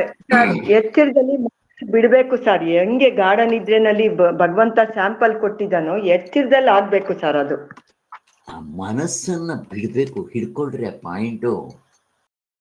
ಇಲ್ಲಿ ಹೃದಯ ಅಂತ ಹೇಳಿದ ತಕ್ಷಣ ಎಚ್ಚರ ಕನಸುಗಳಲ್ಲಿ ಹೃದಯ ಅಂದ್ರೆ ಮನಸ್ಸು ಇದ್ದೇ ಇಟ್ಕೊಂಡೇ ಇರ್ತೇವೆ. ಅಲ್ಲಿ ಮನಸ್ಸನ್ನ ಬಿಟ್ಟಾಗ ಆತ್ಮನಾಗಿರ್ತೀರಿ ನೋಡ್ರಿ, ಅದನ್ನು ಹೃದಯ ಅಂತ ಕರೀತಾ ಇದ್ದಾರೆ. ಇಲ್ಲಿ ಮನಸ್ಸು ಬಿಟ್ರೆ ಎಲ್ಲ ಬಿಟ್ಟಂಗೆ. ಇಲ್ಲಿ ಕರ್ಮೇಂದ್ರಿಗಳನ್ನ ಬಿಡಬೇಕು, ಜ್ಞಾನೇಂದ್ರಿಗಳನ್ನ ಬಿಡಬೇಕು, ಅಂತಃಕರಣ ಬಿಡಬೇಕು, ಇವನ್ ಪ್ರಾಣಗಳು ಬಿಡಬೇಕು. ಪ್ರಾಣ ಬಿಡಬೇಕು ಅಂದ್ರೆ ಸಾಯೋದಲ್ಲ. ಅರ್ಥ ಆಯ್ತಲ್ಲ? ಇಲ್ಲಿ ಮನಸ್ಸನ್ನು ಬಿಡಬೇಕು. ನೀವು ಗಾಢ ನಿದ್ರೆಯಲ್ಲಿ ಮನಸ್ಸು ಇಟ್ಕೊಂಡ್ರೆ ನಿಮ್ಗೆ ಪಿಕ್ಚರ್ ಎಲ್ಲಿ ಗೊತ್ತಾಗುತ್ತಿಲ್ಲ. ಅದನ್ನೂ ಬಿಡ್ಬೇಕಲ್ವಾ? ಅದಕ್ಕೋಸ್ಕರ ಎಚ್ಚರದಲ್ಲಿ ಮನಸ್ಸನ್ನ ಬಿಟ್ಟಿರೋದನ್ನ ಹೃದಯ ಅಂತಾರೆ. ಎಲ್ಲಿ ಯಾವುದಕ್ಕೆ? ಗಾಢ ನಿದ್ರೆ ಅನುಭವ ನಾನು ತಗೋಬೇಕಾದ್ರೆ ಕನಸಿನಲ್ಲೂ ಮನಸ್ಸಿರುತ್ತೆ. ಹಾಗಾದ್ರೆ ಎಚ್ಚರದಲ್ಲಿ ಏನಾಯ್ತು? 19 ಮುಖಗಳಿತ್ತು. ಕನಸಿನಲ್ಲಿ ಏನಾಯ್ತು? ಬರೀ ಕನಸಿನಲ್ಲಿ ಎಷ್ಟಿತ್ತು ಇನ್ಸ್ಟ್ರೂಮೆಂಟ್ಸು? ಮನಸ್ಸು ಒಂದೇ. 4 ಅಂತಃಕರಣ ಅಂತ ಇಟ್ಕೊಳ್ರಿ, ಅದಕ್ಕೆ 4 ಅಂತ ಹೇಳ್ರಿ, ಅಥವಾ ಮನಸ್ಸು ಅಂತ ಇಟ್ಕೊಳ್ರಿ. ಈಗ ನಿದ್ದೆಯಲ್ಲಿ ಆ ಮನಸ್ಸು ಬಿಟ್ಟಾಗ ನಾನು ಆತ್ಮನಾಗಿರ್ತೀನಿ. ಈಗ ನಿದ್ದೆ ಮಾಡೋದಲ್ಲ, ಎಚ್ಚರದಲ್ಲಿ ಈ ಮನಸ್ಸನ್ನ ಬಿಡಬೇಕು. ಅದಕ್ಕೆ ನಾನು ಯಾವಾಗಲೂ ಕುಲಕರ್ಣಿ ಸ್ವಾಮಿಗಳು ಹೇಳಿದ್ದ ಒಂದು ಡೆಫಿನೇಷನ್ ಇದೆ, ಹೇಳ್ತಾ ಇರ್ತೀನಿ. ಯಾರಿಗಾದ್ರೂ ನೆನಪಿದೆಯಾ?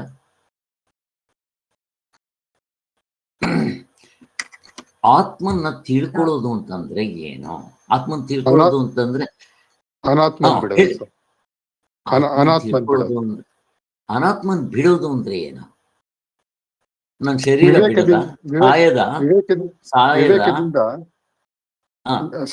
ವಿವೇಕದಿಂದ ಆತ್ಮ ಅನಾತ್ಮನ ಗುರುತಿಸ್ಕೊಂಡು ಅದಕ್ಕೆ ಪ್ರಾಮುಖ್ಯತೆ ಕೊಡ್ಬಾರ್ದು, ಗೌಣ್ಯ ಅಂದ್ಕೋಬೇಕಷ್ಟೆ. ಕರೆಕ್ಟ್. ಆ ಡೆಫಿನೇಷನ್ ಯಾರಿಗಾದ್ರೂ ಹೇಳಕ್ ಬರುತ್ತಾ? ಅದರ ಪೂರ್ತಿ ಸಾರಾಂಶ ಇದೆ. ಅಂದ್ರೆ ಅನಾತ್ಮ ಬಿಡ್ಬೇಕು. ಅನಾತ್ಮ ಬಿಡೋದು ಅಂದ್ರೆ ಆತ್ಮನೇ ಏನು ಮರ್ತೋಯ್ತು ಸರ್. ಅನಾತ್ಮದಲ್ಲಿರುವ ತಾದ್ಯಾತ್ಮವನ್ನ ಬಿಡೋದು, ಸಾಯೋದಲ್ಲ, ಪ್ರಪಂಚ ಇಲ್ದಂಗ್ ಮಾಡ್ಕೊಳ್ಳೋದಲ್ಲ. ಅನಾತ್ಮದಲ್ಲಿ ನಾನು ನನ್ನದು ಅನ್ನೋದನ್ನ ಬಿಡಬೇಕು. ತಾದ್ಯಾತ್ಮ, ಅಭಿಮಾನ, ಡೂಪ್ಲಿಕೇಟ್ ಐ, ನಾನು ನನ್ನದು, ಮತ್ತೆ ಇದ್ರ ಮೇಲೆ ಅಟ್ಯಾಚ್ಮೆಂಟು, ಮೋಹ, ನೀವೇನ್ ಕರೀತಿರ ಕರಿ, ಜಸ್ಟ್ ಅದನ್ನ ಬಿಟ್ಟರೆ ಸಾಕು ಅಷ್ಟೇ. ಬಿಟ್ಟರೆ ಏನಾಗ್ತೀರಾ? ಆತ್ಮನಾಗಿರ್ತೀರಿ. ನಿದ್ದೆ ಮಾಡೋದಲ್ಲ, ಸಮಾಧಿ ಪಡ್ಕೊಳ್ಳೋದಲ್ಲ, ಕನಸ್ಕೋಗೋದಲ್ಲ, ಇದಾಗ್ಬೇಕಪ್ಪ. ಮುಗಿದೋಯ್ತು. ಆತ್ಮನ್ನ ತಿಳ್ಕೊಳ್ಳೋದು ಅಂತಂದ್ರೆ ಮಡಕೆ ತಿಳ್ಕೊಳ್ಳೋ ಹಂಗಲ್ಲ. ನಿಮ್ಮನ್ನ ನಾನು ಎದುರುಗಡೆ ನೋಡ್ತಾ ಇದ್ದೀನಿ, ಕೇಳ್ತಾ ಇದ್ದೀನಿ, ನೀವು ನನ್ನ ನೋಡ್ತಾ ಇದ್ದೀರ, ಹಂಗಲ್ಲ. ಯಾಕೆ? ಆತ್ಮ ವಸ್ತು ಅಲ್ಲ, ನಾನೇ. ಅಲ್ಲಿ ನೋಡ್ರಿ ಎಷ್ಟು ಅರ್ಥ ಇದೆ. ಆತ್ಮನ್ ತಿಳ್ಕೊಳ್ಳೋದು ಹೇಳ್ಬೇಕಾದ್ರೆ ಹಂಗೆ ಹೇಳ್ಬೇಕು. ನಾನು ದೇವ್ರನ್ನ ತಿಳ್ಕೋಬೇಕು, ದೇವ್ರನ್ನ ನೋಡ್ಬೇಕು ಅಂತ ಹೇಳ್ತೀವಿ. ವಿವೇಕಾನಂದರು ನನಗೆ ದೇವ್ರ ನೀವು ತೋರಿಸ್ತೀರಾ ಅಂದ್ರೆ ಏನೋ, ನಾನು ಬೇರೆ ದೇವ್ರು ಬೇರೆ, ನಾನು ನೋಡ್ತೀನಿ ಅಲ್ಲಿಗೆ ಬೇರೆ ಅಂತಾನೆ ಅರ್ಥ ಮಾಡ್ಕೊಂತೀವಿ ನಾವು. ಮೊದಲು ಆತ್ಮನ್ ತಿಳ್ಕೊಳ್ಳೋದು ಅಂದ್ರೆ ಆತ್ಮನಾಗಿ ಉಳ್ಕೊಳ್ಳೋದು. ಎಷ್ಟು ಒಂದೊಂದರಲ್ಲೂ ಏನು ಅರ್ಥ ಇದೆ ನೋಡ್ರಿ. ಆತ್ಮನಾಗಿ ಉಳ್ಕೊಳ್ಳೋದು ಅಂತಂದ್ರೆ ಏನು? ಮನಸ್ಸು ಬಿಡೋದು ಅಂತ. ಅನಾತ್ಮ ಮನಸ್ಸು ಅಥವಾ ಮನಸ್ಸನ್ನ ಬಿಡೋದು. ಮನಸ್ಸನ್ನು ಬಿಡೋದು ಅಂದ್ರೆ ಅನಾತ್ಮದಲ್ಲಿರುವ ತಾದ್ಯಾತ್ಮವನ್ನ ಬಿಟ್ರೆ ಅಲ್ಲಿ ಆತ್ಮನಾಗಿರ್ತೀರ ಅಷ್ಟೇಪ್ಪ. ನೀವೇ ಆತ್ಮರು. ಇಷ್ಟು ಸಾರಾಂಶ ಇದೆ. ನಾವಿನ್ನೂ ಒಳಕ್ಕೆ ಹೋಗಿಲ್ಲ, ಬರೀ ಇದು ಹೊರಗಡೆದೆ ಕೆತ್ತುತ್ತಾ ಇದ್ದೀವಿ. ಇಷ್ಟ ಅರ್ಥ ಆಗುತ್ತೆ. ಈಗ ಹೋಗೋಣಪ್ಪ. ಇಲ್ಲಿ ನೆಕ್ಸ್ಟ್ ಪ್ಯಾರ ಸ್ವಾಮಿಗಳು ಸಿಂಪಲ್ ಆಗಿ ಹೇಳ್ಬಿಟ್ಟಿದ್ದಾರೆ. ಇಲ್ಲಿ 3 ಆತ್ಮರಿದ್ದಾರ. ಸ್ವಾಮಿ ಒಳ್ಳೇದಾಯ್ತು ಸ್ವಾಮಿ, ನಾವು ಮೊದಲು 1 ಅಂದ್ಕೊಂಡಿದ್ವಿ, ನೀವು ಹೇಳೋ ಪ್ರಕಾರ 3 ಆಯ್ತು. ನಮಗೆ ಜಾಸ್ತಿ ಇದ್ದಷ್ಟು ಖುಷಿ. ಎಚ್ಚರದಲ್ಲಿ ವೈಶ್ವ, ಕನಸಿನಲ್ಲಿ ತೈಜಸ, ಗಾಢನಿದ್ದಲ್ಲಿ ಪ್ರಾಜ್ಞಾ, 3 ಆತ್ಮರಿದ್ದಾರೆ ಅಂತ ಖುಷಿ ಆಯ್ತು ಅಂತ ಹಂಗೇನ ಹೇಳ್ತಾ ಇರೋದು? ಇಲ್ಲಿ ಏನ್ ಹೇಳ್ತಾ ಇದ್ದಾರೆ ಇಲ್ಲಿ? ಇಲ್ಲ ಸರ್, ಇಲ್ಲ ಸರ್, ಇಲ್ಲ. ಒಂದೇ ಇರೋದೇ ಒಂದು. ಆದ್ದರಿಂದ ಇಲ್ಲಿ ಆತ್ಮನನ್ನ ತಿಳಿಸುವುದಕ್ಕೆ ಒಂದು ಬೇರೆ ಬೇರೆ ಆತ್ಮನಂತ ತಿಳಿಸೋಕೆ ಬಂದಿಲ್ಲ. ಇಲ್ಲಿ ಒಬ್ಬನೇ ಪರಮಾತ್ಮನಿಗೆ ಉಪಾದಿಯಿಂದ 3 ವಿಶೇಷ ರೂಪಗಳು ಬಂದಿವೆ. ಎಚ್ಚರದಲ್ಲಿ ಯಾವ ವಿಶೇಷ? ಪ್ರಶ್ನೆ ಮತ್ತೆ ಕೇಳ್ತಾ ಇದ್ದೀನಿ. ತಿರ್ಗದನ್ನು ಹಾಕಿದ್ರೆ ನಿಮಗೆ ಸ್ಪಷ್ಟತೆ ಬರುತ್ತೆ ಅಂತ. ಎಚ್ಚರದಲ್ಲಿ ಯಾವ ಉಪಾಧಿ? ಪ್ರಶ್ನೆ ಕೇಳ್ತಾ ಇದ್ದೀನಿ. 19 ಮುಖಗಳು. ಅಷ್ಟೇ. ಕನಸಿನಲ್ಲಿ ಯಾವ ಉಪಾಧಿ? ಮನಸ್ಸು. ಕರೆಕ್ಟ್. ಅಷ್ಟೇ. ಗಾಢನಿದ್ರಲ್ಲಿ ಯಾವ ಉಪಾಧಿ? ಯಾವುದೂ ಇಲ್ಲ, ನೇರ ಅನುಭವ. ಕರೆಕ್ಟ್. ಮತ್ ಮುಕ್ತರಾಗ್ಬೇಕಾಗಿತ್ತಲ್ಲ, ಯಾಕಾಗ್ಲಿಲ್ಲ? ಎದ್ಮೇಲೆ ಮತ್ತೆ ಓದಿಯ ಪಿಶಾಚಿ ಕಾರಣಾವಿದ್ಯೆ ಬೀಜ ರೂಪದಲ್ಲಿ. ಬೀಜ ರೂಪದಲ್ಲಿತ್ತು ಕಾರಣ ವಿದ್ಯೆ. ನೋಡ್ರಿ, ಇವೇ ಉಪಾಧಿ. ಹಾಗೆ ಗಾಢನಿದ್ರೆಯಲ್ಲಿ ನಿಜ ಅಷ್ಟೇ ಸಾಕು. ನಮ್ಗೆ 4ನೇ ಅವಸ್ಥೆ ಬೇಕಾಗಲ್ಲ ಆತ್ಮನ್ ಗುರ್ತಿಸೋದಿಕ್ಕೆ. ಉತ್ತಮಾಧಿಕಾರಿಗೆ ನೀವು ಕನಸ್ಗೂ ಕರ್ಕೊಂಡು ಹೋಗ್ಬೇಕಾಗಿಲ್ಲ. ಅವನು ಎಷ್ಟು ಉತ್ತಮವಾಗಿರ್ಬೇಕು ನೋಡ್ರಿ. ನಮಗ್ ಕನಸಕ್ಕೆ ನಿದ್ದೆ ಕರ್ಕೊಂಡು ಹೋಗಿ ನಿದ್ದೆ ಸ್ವರೂಪ ತೋರಿಸಿದ್ರು ಮುಕ್ತರಾಗಿಲ್ಲ ಸ್ವಾಮಿ. ಎಷ್ಟು ವರ್ಷದಿಂದ ಕೇಳ್ತಾ ಇದ್ದೀವಿ ಸ್ವಾಮಿ. ನಂದು ಬಿಡ್ರಿ, ಸಚ್ಚಿದಾನಂದ ಸರಸ್ವತಿ ಸ್ವಾಮಿಗಳು 60 ವರ್ಷಗಳ ಕಾಲ, 68 ಹತ್ತತ್ರ 70 ವರ್ಷನೇ ಇದನ್ನೇ ಕೇಳಿದ್ರು, ಇದನ್ನೇ ಹೇಳಿದ್ರು, ಇದನ್ನೇ ಪುಸ್ತಕ ಬರೆದರು. ಅಧ್ಯಾಸ ಭಾಷ್ಯಾರ್ಥ ವಿಮರ್ಶೆ ಅದು ಅಥವಾ ಇದು ಏನಂತಾರೆ, ಏನದು ಪುಸ್ತಕ ಬರೆದ್ರು ಸಂಸ್ಕೃತ ಉಪೋದ್ಘಾತ. ಉಪೋದ್ಘಾತ ಅಲ್ಲ, ಇದು ಸಂಸ್ಕೃತನಲ್ಲಿ ಪುಸ್ತಕ ಬರೆದಿದ್ರಲ್ಲ, ಮೂಲ ವಿದ್ಯಾ ನಿರಾಸ ಅಂತ ಪುಸ್ತಕ ಬರೆದ್ರು. ಪರಮಾರ್ಥ ಚಿಂತಾವಣಿ ಬರೆದ್ರು 44ನೇ ಇಸ್ವಿಯಲ್ಲಿ. ಇನ್ನೂ ಮುಕ್ತರಾಗಿರ್ಲಿಲ್ಲ. ಹೇಗಿದೆ ನೋಡ್ರಿ. ಆಗೋದಿಲ್ಲ. ಸಾಧನೆ ಮಾಡ್ಬೇಕು. ಸಾಧನೆ ಇದ್ರೆ ಆಗೋದಿಲ್ಲ ಸ್ವಾಮಿ. ನಿಮ್ಗೆ ಹಂಗೆ ಕೇಳ್ತಾ ಮುಕ್ತರಾಗ್ಬೇಕು ಅಂತಂದ್ರೆ ನೀವು ಬೇರೆಯವ್ರ ಪ್ರವಚನಕ್ಕೆ ಹೋಗ್ರಿ, ಮುಕ್ತರಾಗ್ಬಿಡ್ತೀರ ಅಷ್ಟೇ. ಅವ್ರ ಪ್ರಕಾರ, ಈ ಶಾಸ್ತ್ರದ ಪ್ರಕಾರ, ಸಚ್ಚಿದಾನಂದ ಸರಸ್ವತಿ ಸ್ವಾಮಿಗಳ ಪ್ರಕಾರ ಅಲ್ಲ. ಆ ಥರ ಆಗಿದ್ದಿದ್ರೆ ಸ್ವಾಮಿಗಳು 70 ವರ್ಷ ಮುಗಿದ್ರೂ ಕೂಡ ನಾನು ಮುಕ್ತನಾಗಿಲ್ಲ ಅಂತ ಹೇಳ್ಕೊಂಡಿದ್ದಾರೆ. ನೋಡ್ಕೊಡ್ರಿ ಭಗವದ್ಗೀತೆ. ಆದ್ದರಿಂದ ಸ್ವಾಮಿಗಳು ಕೊಡುವಷ್ಟು ಒತ್ತು ಸಾಧನೆಗೆ ಯಾರು ಕೊಡ್ತಾ ಇರಲಿಲ್ಲ. ಸ್ವಾಮಿಗಳು ಹೇಳ್ತಾ ಇದ್ರಂತೆ ಪ್ರತಿದಿನ ಇದರಲ್ಲಿ, ಎಲ್ಲಿ ಭಗವತ್ಪಾದರಿಗೆ ಅವ್ರು ಹೇಳ್ತಾ ಇದ್ರು. ಇವೆಲ್ಲ ಅವರ ಪುಸ್ತಕಗಳಲ್ಲಿ ಕೆಲವು ಬಂದಿರಲ್ಲ. ಅದಕ್ಕೆ ಅಂಥವ್ರ ವಿಚಾರ ಕೇಳಬೇಕು. ಬರೀ ಪಾದ ಸೇವೆ, ಸ್ಥಳ ಸೇವೆ, ಮನಸ್ಸಿನ ಸೇವೆ ಮಾಡಿದವ್ರು ಗೊತ್ತಿರೋದಿಲ್ಲ. ಯಾರು ಆತ್ಮ ಸೇವೆ ಮಾಡಿರ್ತಾರೋ ಗುರುಗಳಿಗೆ ಇದು ಇಂಪಾರ್ಟೆಂಟ್. ಅವ್ರಿಗೆ ಮಾತ್ರ ಅವರ ಹೃದಯ ಏನು ಅನ್ನೋದು ಗೊತ್ತಿರುತ್ತೆ. ಸೊ ಭಗವತ್ಪಾದರು ಹೇಳ್ತಾ ಇದ್ರಂತೆ, ಹೊಳೆ ನರಸೀಪುರದಲ್ಲಿ ಪ್ರವಚನ ಸ್ವಾಮಿಗಳು ಮಾಡ್ತಾ ಇದ್ರು. ಪುರಾಣಗಳು ಬೆಳಗ್ಗೆ ಸಾಯಂಕಾಲದ ಪುರಾಣ, ಬೆಳಗ್ಗೆ ಹೊತ್ತು ಭಾಷ್ಯ, ಹಿಂಗೆಲ್ಲ ಮಾಡ್ತಾ ಇದ್ರು ಪಾಪ. ಆಮೇಲೆ ಭಗವದ್ಗೀತೆ ಪ್ರವಚನಗಳನ್ನೇ ಮಾಡ್ತಾ ಇದ್ರು ಸ್ವಾಮಿಗಳು. ಯಾರು ಊರಿನವ್ರಿಗೆಲ್ಲ. ಸೋಮವಾರದಿಂದ ಭಾನುವಾರ, ಶನಿವಾರದವರೆಗೂ ಎಲ್ಲರೂ ಬರ್ತಾ ಇದ್ರಂತೆ ಕೇಳೋದಕ್ಕೆ. ಭಾನುವಾರ ಸಾಧನೆ ವಿಚಾರ ಅಂತಂದ್ರೆ ಒಬ್ರೋ ಇಬ್ರೋ ಇರ್ತಾ ಇದ್ರು. ಅದು ಇಲ್ವಂತ. ಸ್ವಾಮಿಗಳು ವಿಚಾರ ಕೇಳಕ್ ಬರ್ತಾರೆ. ಆ ವಿಚಾರದಲ್ಲಿ ನಿಲ್ಬೇಕಾದ್ರೆ ಸಾಧನೆ ಮಾಡ್ಬೇಕು ಅಂತ ಹೇಳ್ತೀನಿ ಅಂದ್ರೆ ಬರದೇ ಇಲ್ವಲ್ಲಪ್ಪ, ಇವಾಗ ಎಲ್ಲಪ್ಪ ಇವ್ರಿಗೆ ಹತ್ಕೊಳ್ಳೋದು ಅಂತ ಹೇಳ್ತಾ ಇದ್ರಂತೆ. ಎಷ್ಟು ಚೆನ್ನಾಗಿ ಸಾಧನೆಗಳಿಗೆ ಎಷ್ಟು ಒತ್ತು ಕೊಡ್ತಾರೆ. ನನ್ಗೊಂದೊಂದ್ಸಾರಿ ಅನ್ಸುತ್ತೆ, ಏನಪ್ಪ ಭಗವದ್ಗೀತೆ ನಿಲ್ಸ್ಬಿಟ್ವಾ ನಾವು ಅಂತ. ಆ ಭಗವದ್ಗೀತೆ ನಿಲ್ಸಬಾರ್ದು. ನೀವು ಯಾವ ಪುಸ್ತಕ ಬೇಕಾದ್ರೂ ಮಾಡ್ರಿ, ಆ ಕಡೆ ಪಕ್ಕದಲ್ಲಿ ಪ್ಯಾರಲ್ ಆಗಿ ಹೋಗ್ತಾ ಇರ್ಬೇಕು. ಎಷ್ಟೋ ಸಾರಿ ಅನ್ಸುತ್ತೆ ಭಗವದ್ಗೀತೆ ನಿಂತೋಯ್ತೇನಪ್ಪ ಅಂತ. ಇರ್ಲಿ, ಅದನ್ನು ತಗೊಂಬರೋಣ. ಇಲ್ದಿದ್ರೆ ನಮಗೆ ಯಾವ ಸಾಧನೆ ಮಾಡಬೇಕು, ಹೇಗೆ ಮಾಡಬೇಕು ಚೆನ್ನಾಗಿ ಮನದಟ್ಟು, ಇದಕ್ಕಿಂತ ಚೆನ್ನಾಗಿ ಆಗ್ಬೇಕು. ನಿಮಗೆ ಸ್ವಾಮಿಗಳು ಹೇಳ್ತಾರೆ, ಸಾಧನೆ ಆಯ್ತು ಅಂತಂದ್ರೆ, ಪೂರ್ತಿ ಆಯ್ತು ಅಂತಂದ್ರೆ, ನೀವು ಬೇಡ ಅಂತಂದ್ರೆ ನೀವು ಮೋಕ್ಷ ಬಂದು ನಿಮ್ಮ ಕಾಲಕ್ಕೆ ಬಿಡ್ತೀರಿ ಅಂತ ಹೇಳ್ತಾ ಇದ್ದಾರೆ. ಹಾಗೆ ಇಲ್ಲಿ ನಮಗೆ ಉಪಾಧಿಗಳು ಚೆನ್ನಾಗಿ ಅರ್ಥ ಆಯ್ತು. ಆದ್ದರಿಂದ ಈಗ ನಾವು ಎಚ್ಚರದಲ್ಲಿ ಬಲಗಣ್ಣನ್ನ, ವಿಶ್ವನ ಬಲಗಣ್ಣಿನ ದ್ವಾರದಲ್ಲಿ ಇರ್ತಾನೆ, ಅಲ್ಲಿ ಬಂದು ನಿಂತ್ಕೊಂಡ್ವಿ. ಅದನ್ನು ನೋಡ್ಬೇಕಾಗಿದೆ. ಈಗ ಕಣ್ಣಿನಲ್ಲಿ ಕುಳಿತಿರ್ತಾನೆ ಅಂತ ಅಭಿಪ್ರಾಯ ಅಲ್ಲ, ಇವರು ಹೇಳ್ಬಿಟ್ರು. ಉಪನಿಷತ್ತುಗಳಲ್ಲಿ ಅಲ್ಲಲ್ಲಿ ಪರಮಾತ್ಮನನ್ನ ಕಣ್ಣಿನಲ್ಲಿ ಇರುತ್ತಾನೆ ಅಂತ ಉಪಾಸನೆ ಮಾಡಬೇಕು ಅಂತ ಹೇಳಿದೆ. ಅಲ್ಲಿ ಉಪಾಸ್ಯನಾಗಿರುವ ಪರಮಾತ್ಮನು ನಿಜವಾಗಿ ಕಣ್ಣಿನಲ್ಲಿರುವನೆಂದೇನೋ ಅಭಿಪ್ರಾಯವಲ್ಲ. ಇದೆಲ್ಲ ನಿಮ್ಗೆ ಉತ್ತರ ಸಿಕ್ಬಿಟ್ಟಿದೆ. ಆಚಾರ್ಯರು ಚಾಂದೋಗ್ಯ ಉಪನಿಷತ್ನಲ್ಲಿ ಬರ್ತಿದ್ದಾರೆ, ಇಲ್ಲಿ ಆ ಶ್ಲೋಕವನ್ನ ಓದಿ ಕೃಷ್ಣವೇಣಿ. ಅಕ್ಷಿಣಿ ಪುರುಷೋ ದೃಶ್ಯತೆ ನಿವೃತ್ತ ಚಕ್ಷುರ್ಭಿಃ ಬ್ರಹ್ಮಚರ್ಯಾದಿ ಸಾಧನ ಸಂಪನ್ನೈಃ ಶಾಂತೈಃ ವಿವೇಕಿಭಿಃ ದೃಷ್ಟೇರ್ದ್ರಷ್ಟ. ನೋಡ್ರಿ ಹೆಂಗೆ ಸ್ವಾಮಿಗಳು ಸಾಧನೆ ಟಕ್ ಅಂತ ಅಂದ್ಬಿಡ್ತಾರೆ. ಇದು ಉಪಾಸನೆ, ವಸ್ತುತಂತ್ರ ಸಾಧನೆ ಅಲ್ಲ. ಅದಕ್ಕೆ ಇವು ಬೇಕು ಅಂತಂದ್ರೆ ಅಲ್ಲಿ ಏನೇನಿರ್ಬೇಕು ಅಂತ ಹೇಳ್ತಾ ಇದ್ದಾರೆ. ಕನ್ನಡದಲ್ಲಿ ಸ್ವಾಮಿಗಳು ಬರೀತಾ ಇದ್ದಾರೆ ಏನೇನಿರ್ಬೇಕಲ್ಲಿ.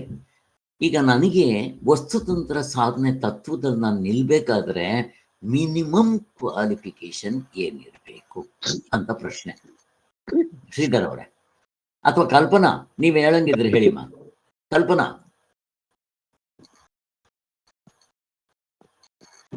ಹೇಳಿ. ಶ್ರೀಧರ್ ಬ್ರಹ್ಮಚರ್ಯ ಅಂತ ಬರೆದಿದ್ದಾರೆ ಸರ್. ಬ್ರಹ್ಮಚರ್ಯ ಇಂಪಾರ್ಟೆಂಟ್. ಆಮೇಲೆ ಬ್ರಹ್ಮಚರ್ಯ ಇಂದ್ರಿಯಗಳನ್ನೆಲ್ಲ ಇಂದ್ರಿಯಗಳನ್ನ ಕಂಟ್ರೋಲ್ ಇಟ್ಕೊಡೋದು. ಆಮೇಲೆ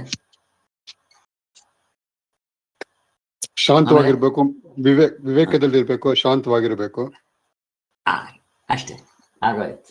ಎಲ್ಲ ಸಾಧನೆಗಳು ಬಂದ್ಬಿಡುತ್ತೆ. ನಾನು ಏನ್ ಮಾಡ್ತೀನಿ ಅಲ್ಲಿ ಇಂದ್ರಿಯಗಳನ್ನ ಹಿಂತಿಸಿ ನಾನು ಹೈಲೈಟ್ ಮಾಡ್ಕೊಂಡ್ಬಿಡ್ತೇನೆ. ಬ್ರಹ್ಮಚರ್ಯ ಹೈಲೈಟ್ ಮಾಡ್ಕೊಂಡ್ಬಿಡ್ತೇನೆ. ಶಾಂತರು ಹೈಲೈಟ್ ಮಾಡ್ಕೊಂಡ್ಬಿಡ್ತೇನೆ. ವಿವೇಕಿಗಳು ಇಷ್ಟು ಮಾಡ್ಕೊಂಡ್ಬಿಟ್ರೆ ಅದನ್ನ ನಾನು ನನ್ನ ಮನಸ್ಸಿಗೆ ಚಿತ್ರ ಬಂದ್ಬಿಡ್ಬೇಕು. ನಾನು ಪ್ರವಚನ ಮಾಡುವಾಗ ಅಲ್ಲಿ ಇಂದ್ರಿಯಗಳನ್ನು ಹಿಂದಿರುಗಿಸ್ಕೋಬೇಕು ಅಂತ ಅಷ್ಟೇ ಓದೋದು, ಪೂರ್ತಿ ಸೆಂಟೆನ್ಸ್ ಅಲ್ಲಿ ಓದೋಕೆ ಹೋಗಲ್ಲ. ನನ್ಗೆ ಅದು ಕಣ್ಣು ಕಾಣಿಸ್ತು ಅಂದ್ರೆ ಅದನ್ನ ಎಕ್ಸ್ಪ್ಲೈನ್ ಮಾಡ್ಬೋದು ಅಥವಾ ಅರ್ಥ ಮಾಡ್ಕೋಬಹುದು. ಹಾಗೆ ಆ ಹೈಲೈಟ್ ನಲ್ಲಿ ಆ ಬೆನಿಫಿಟ್ ಇರುತ್ತೆ ನೋಡ್ರಿ. ನಾನು ಅದಕ್ಕೆ ನನ್ನ ಪುಸ್ತಕಗಳು ನೋಡಿದ್ರೆ ಪುಸ್ತಕ ಪೂರ್ತಿ ಏನೋ ಗೀಚ್ಕೊಂಡಿದ್ದಾನೆ, ಇವ್ ಏನ್ ಮಾಡೋ ಕೆಲಸ ಇಲ್ಲ ಅಂತ ಅನ್ಸುತ್ತೆ. ಹಾಗೆ ಇಲ್ಲಿ ನಾನೊಂದು ಆ ಒಂದು ಮೆಥಡ್ ನಾನು ಇಟ್ಕೊಂಡಿದ್ದೀನಿ. ನಾನು ತುಂಬಾ ಸುಲಭ ಆಗಿದೆ. ಇಲ್ಲಿ ಇಂದ್ರಿಯಗಳನ್ನ ಇದು ಯಾವುದಕ್ಕೋಸ್ಕರ ಹೇಳ್ತಾ ಇದ್ದಾರೆ? ಉಪಾಸನೆಗೆ ಹೇಳ್ತಾ ಇದ್ದಾರೆ. ಇಲ್ಲಿ ಕಣ್ಣಿನಲ್ಲಿ ಅಕ್ಷಿಣಿ ಪುರುಷೋದೃಶ್ಯತೆ ಅಂತ ಅಂದ್ಬಿಟ್ಟು ಇವೆಲ್ಲ ಮೊದಲು ಎತ್ಕೊಂತಾನೆ ಸಾಧನೆ ಹೇಳ್ತಾ ಇದ್ದಾರೆ. ಕೊನೆಗೆ ನೆಕ್ಸ್ಟ್ ಈ ದೃಷ್ಟಿಯ ದ್ರಷ್ಟೃವು ನೋಟವನ್ನು ನೋಡುವ ಆತ್ಮನು ಕಾಣಿಸ್ತಾನೆ ಅಂತ ಇಲ್ಲಿ ಒಂದೊಂದೇ ನಾವು ಬಿಡಿಸ್ಕೋಬೇಕಾಗಿದೆ. ಇಲ್ಲಿ ಸಾಧನೆ ಅಂತ ಆಯ್ತು. ಇಲ್ಲಿ ಸಾಧನೆ ಯಾವುದಕ್ಕೆ ಹೇಳ್ತಾ ಇದ್ದಾರೆ? ಪಾಪ ನಿಮ್ಗಿನ್ನ ಇದ್ರ ವಿಚಾರ ಬೃಹದಾರಣ್ಯಕ ಉಪನಿಷತ್ತು ಚಾಂದೋಗ್ಯ ಓದಿರಲ್ಲ ನೀವು. ಇಲ್ಲಿ ಇರ್ಲಿ ಬಿಡಲಿ, ಆಮೇಲೆ ಬರೋಣ.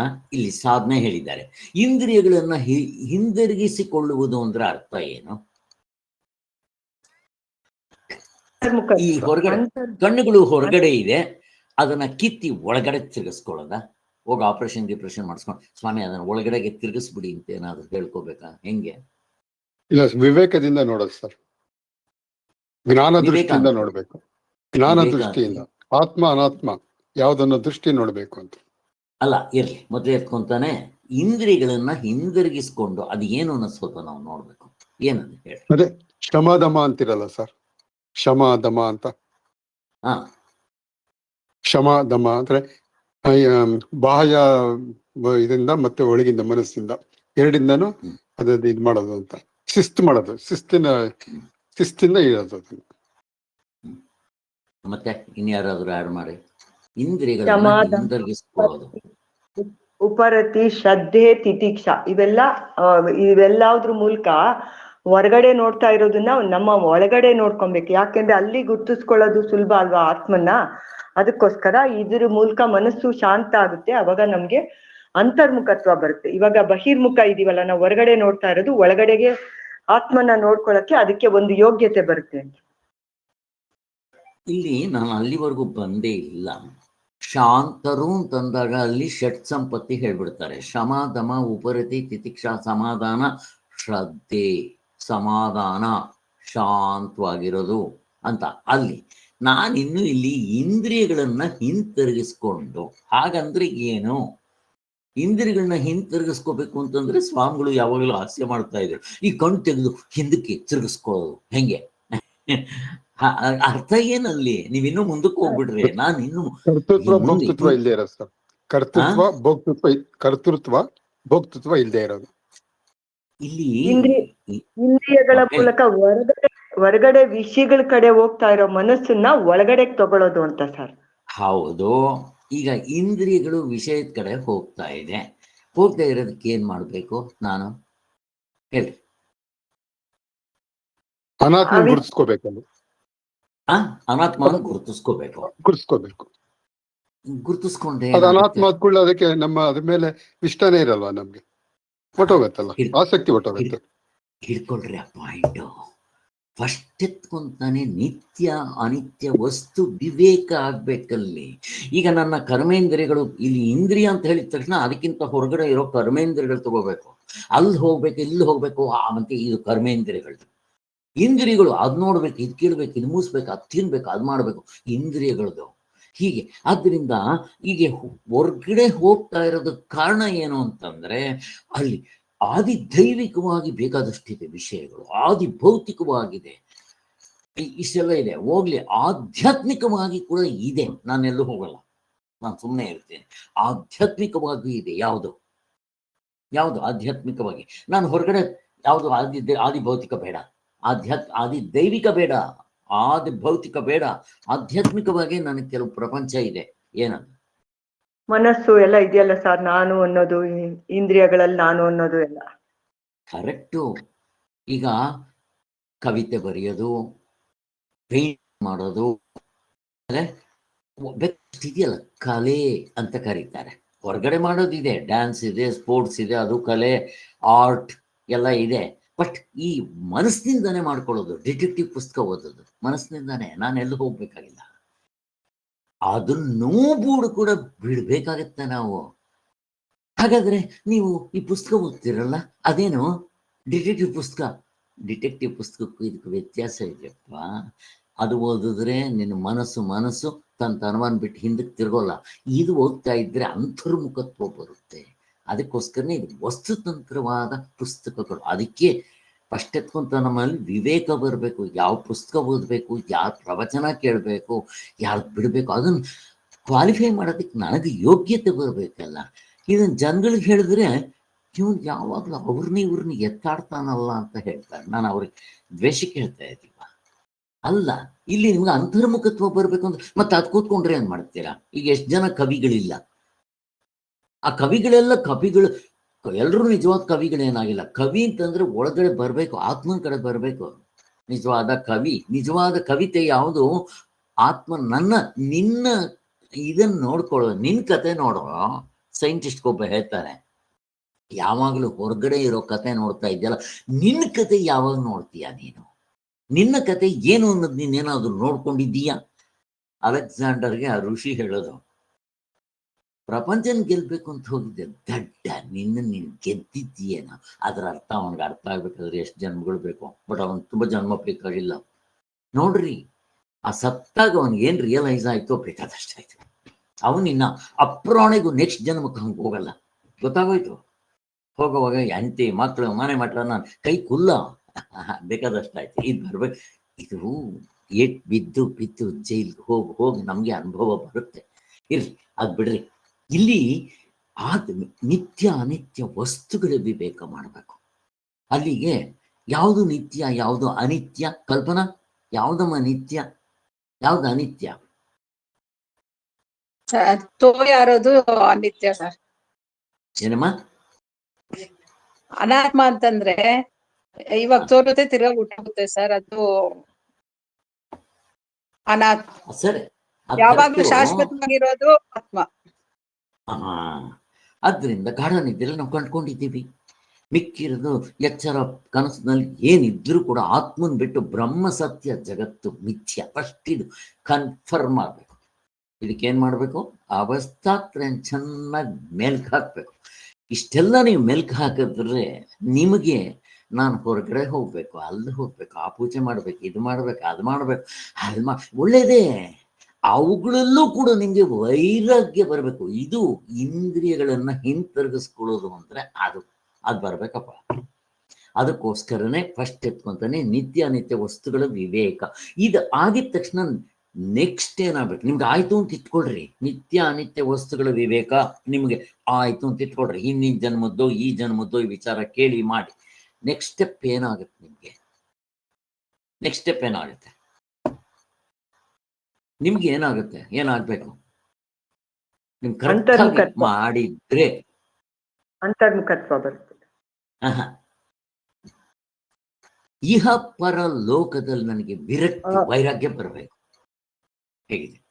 ಯಾವಾಗ ನಾನು ನಿತ್ಯ ಅನಿತ್ಯ ವಸ್ತು ವಿವೇಕ ಮಾಡ್ಕೊಂಡ್ಬಿಡ್ತೇನೋ, ಚೆನ್ನಾಗಿ ಮಾಡ್ಕೊಂಡಿದ್ರೆ ನಿಮ್ಗೆ ಅದು ಮನಸ್ಸಿನಲ್ಲಿ ಆಗಿದ್ರೆ ಸುಮ್ಮನೆ ಮೇಲ್ಗಡೆ ನಾನು ವಿಚಾರ ಥಿಯರಿಟಿಕಲ್ ಆಗಿ ತಿಳ್ಕೊಂಡ್ರು ನಮಗೆ ಥಿಯರಿಟಿಕಲ್ ಗೊತ್ತಿರಲ್ಲ, ಇನ್ನು ಪ್ರಾಕ್ಟಿಕಲ್ಗೆ ಎಲ್ಲಿ ಹೋಗೋದು.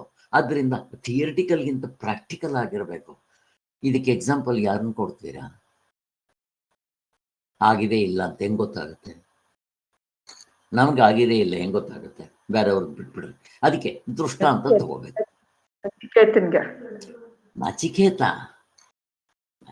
ಯಮಧರ್ಮರಾಜ ಹೆಂಗೆ ಎಷ್ಟು ಅವನ ಮುಂದೆ ಒಡ್ತಾನೆ ನೋಡ್ರಿ, ಹೆಂಗಿದೆ? ಯಾರಾದ್ರೂ ಎಕ್ಸ್ಪ್ಲೈನ್ ಮಾಡ್ರಿ. ಮೊನ್ನೆ ತಾನೇ ಮಾಡಿದೆ ಕಾಟಕೋಪನಿಷತ್. ನಿನಗೆ ಬೇಕಾದಷ್ಟು ಆಯುಷ್ ಕೊಡ್ತೀನಿ, ಚಕ್ರವರ್ತಿ ಮಾಡ್ತೀನಿ, ಎಲ್ಲಾ ಅಪ್ಸರ ಸ್ತ್ರೀಯರು, ಎಲ್ಲಾ ಭೋಗಗಳು, ಪ್ರಪಂಚದಲ್ಲಿ ಏನೇನ್ ಭೋಗ ಇದೆಯೋ ಅದೆಲ್ಲ ಕೊಡ್ತೀನಿ, ಆಯುಷ್ ಕೊಡ್ತೀನಿ, ಎಲ್ಲಾ ಸಾಮ್ರಾಜ್ಯ ಚಕ್ರವರ್ತಿ ಮಾಡ್ತೀನಿ ಅಂದ್ರೆ ಅದನ್ನ ಕಣ್ಣೆತ್ತಿನೂ ನೋಡೋದಿಲ್ಲ ಅಂತಾನೆ ಸರ್. ಇಹಲೋಕದ್ದು ಆಸೆ ತೋರಿಸ್ತಾರೆ. ಲೌಕಿಕ ವೈದಿಕ ಇನ್ನೂ ಬಂದಿಲ್ಲ. ಇಹಲೋಕದ್ದು ತೋರಿಸ್ತಾವನು. ನನಗ್ ಬೇಡ ಅಂತ ಹೋಗ್ಲಿ, ಇವನಿಗೇನೋ ಇದಿಷ್ಟ ಇಲ್ಲ, ಹೋಗ್ಲಿ ಪರಲೋಕದ್ದು ಅಂತ ಕೇಳಿ ಅವನಿಗೆ ನಿಂಗೆ ಬ್ರಹ್ಮಲೋಕ ಏನಪ್ಪಾ ಹೇಳ್ರಿ, ಸ್ವರ್ಗನೋ ಏನೋ ಕೊಡ್ತೀನಿ ಅಂತಾನಲ್ಲ ಸಾರಿ, ಅವರ ಅದೇ ನಿಂಗೆ ಸ್ವರ್ಗ ಸ್ವರ್ಗ ಅಲ್ಲ, ನೀನ್ ನನ್ ಸ್ವರ್ಗ ಅವನಿಗೆ ಬೇಕಾಗಿರ್ಲಿಲ್ಲ, ಅವ್ರ ಅಪ್ಪನ ಸ್ವರ್ಗ ಬೇಕಾಗಿರೋದು. ಈಗ ಸ್ವರ್ಗ ಕಾಮ್ಯ ಕರ್ಮವ ಕರ್ಮಯೋಗವ? ಸ್ವರ್ಗ ಮಾಡಿದ್ರ ಕಾಮ್ಯ ಕರ್ಮ. ಅದಕ್ಕೆ ಕರ್ಮಕಾಂಡದ ನಿಮ್ಗೆ ಮ್ಯಾಕ್ಸಿಮಮ್ ಏನ್ ಹೆಲ್ಪ್ ಆಗುತ್ತೆ ಅಂದ್ರೆ ಸ್ವರ್ಗಕ್ಕೆ ಹೋಗ್ಬೋದು, ಅಥವಾ ಮ್ಯಾಕ್ಸಿಮಮ್ ಇನ್ನೇನಾಗುತ್ತೆ ಹೇಳ್ರಿ? ಬ್ರಹ್ಮಲೋಕದ ತನಕ ಹೋಗ್ಬೋದು ಸರ್. ಹೋಗ್ಬೋದು. ಉಪಾಸನೆ, ಈಗ ಇದನ್ನೇ ಇಲ್ಲಿ ಉಪಾಸನೆ ವಿಚಾರ ಹೇಳ್ತಾ ಇದ್ದಾರೆ. ಅಷ್ಟು ಬಿಟ್ಟು ಮುಂದಕ್ಕೆ ಅವ್ರಿಗೆ ಹೋಗಕ್ಕೆ ಗೊತ್ತಿಲ್ಲ, ಬೇಕಾಗಿಲ್ಲ ಅವ್ರಿಗೆ, ಅಥವಾ ಅವ್ರು ಬೇಡ ಅವ್ರಿಗೆ.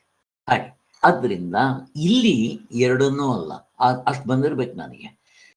ಅವನಿಗೆ ಇಹಪರ ಲೋಕಗಳಲ್ಲಿ ವಿರಕ್ತಿ ಬಂದ್ಬಿಟ್ಟಿತ್ತು. ಯಾಕೆಂದ್ರೆ ಅವನ್ ಮೇಲ್ಗಡೆ ಅದನ್ನ ಚೆನ್ನಾಗಿ ಮಾಡಿದ್ದಾನೆ, ನಿತ್ಯ ನಿತ್ಯ ವಸ್ತುಗಳ ವಿವೇಕ ಚೆನ್ನಾಗಿ ಫಿಲ್ಟರ್ ಮಾಡಿಬಿಟ್ಟಿದ್ದಾನೆ. ಅವನಿಗೆ ಗೊತ್ತು, ಛೇ ಕನಸು ನೋಡ್ಕೊಳ್ರಿ, ಇಲ್ಲಿರೋ ಪ್ರಪಂಚ ಎಷ್ಟು ಸತ್ಯವಾಗಿರುತ್ತೆ. ಹೋಗಿದ ತಕ್ಷಣ ಕನಸಿನಲ್ಲೂ ಅಷ್ಟೇ ಸತ್ಯವಾಗಿರುತ್ತೆ. ನಿದ್ದೆಗೆ ಹೋದ್ರೆ ಅದ್ರ ಅಡ್ರೆಸ್ ಇರಲ್ಲ, ಅಥವಾ ಕನಸ್ಗೆ ಹೋದ್ರೆ ಇದು ಅಲ್ಲಿಗೆ ಬರೋದಿಲ್ಲ. ಒಂದು ಆಟಮ್ ತಗೊಂಡು ಹೋಗೋಕ್ಕಾಗಲ್ಲ. ಬರೀ ಥಿಯರಿ ಅಲ್ಲ, ನಿಮ್ಮ ಮನಸ್ಸಿನಲ್ಲಿ ಪಕ್ಕ ಆಗ್ಬೇಕು. ಅಲ್ಲಿಂದ ಇಲ್ಲಿಗೆ ತರಕ್ ಬರಲ್ಲ.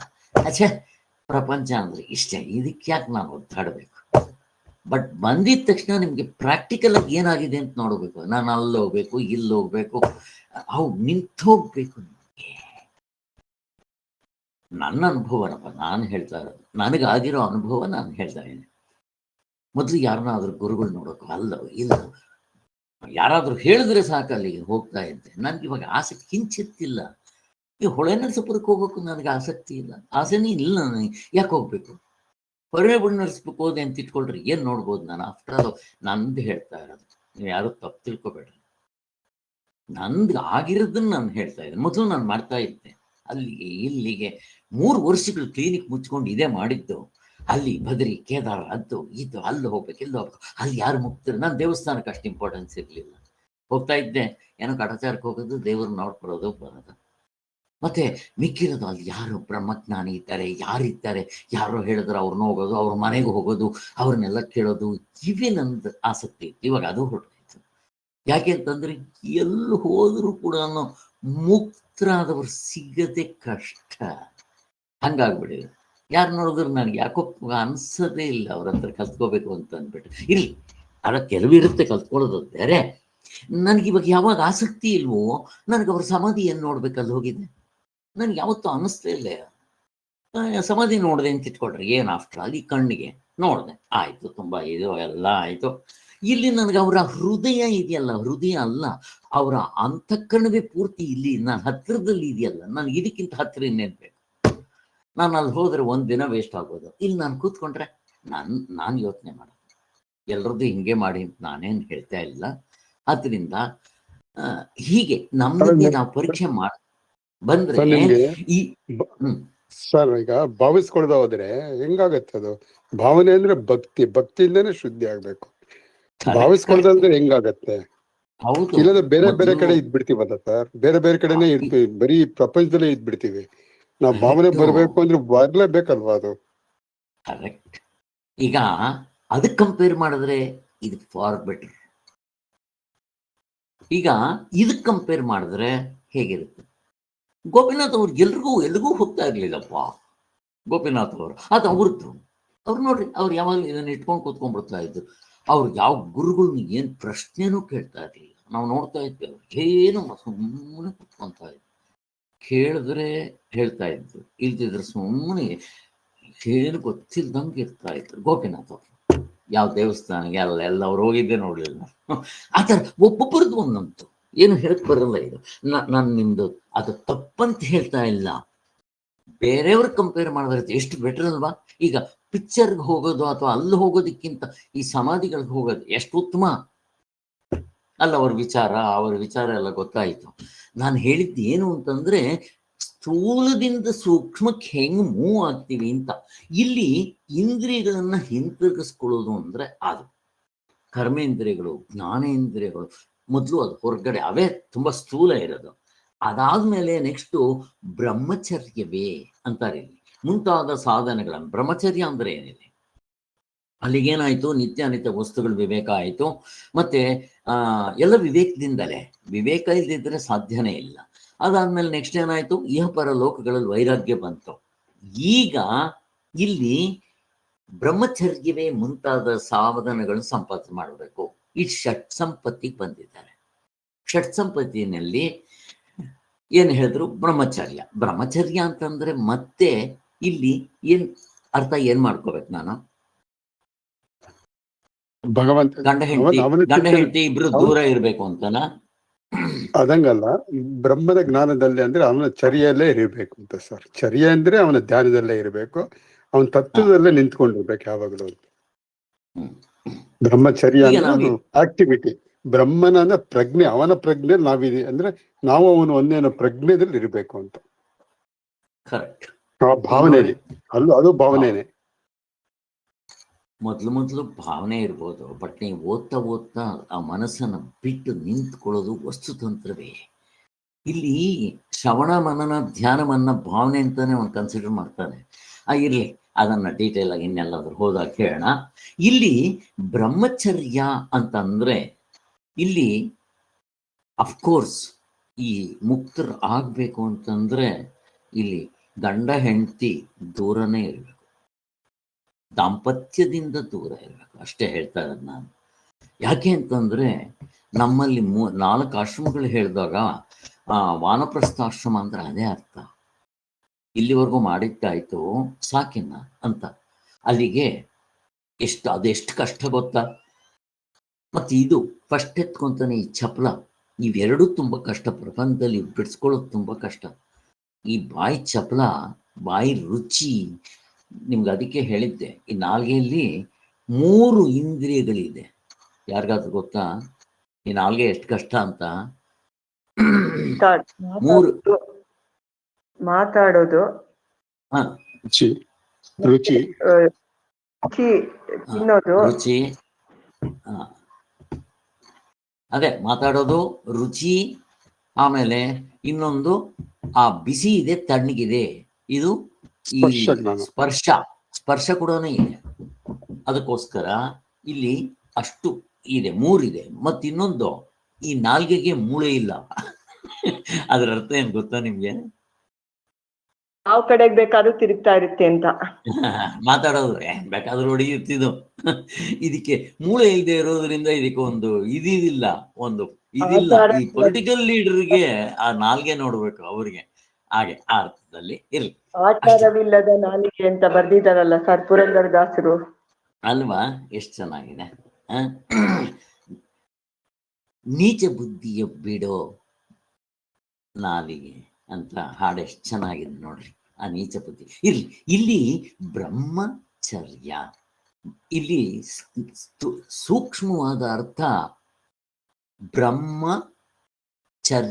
ಚರ್ಯ ಅಂದ್ರೆ ವಾಸ ಮಾಡೋದು, ಎಲ್ಲಿ? ಬ್ರಹ್ಮನ ಹತ್ತಿರ ಅಂತ.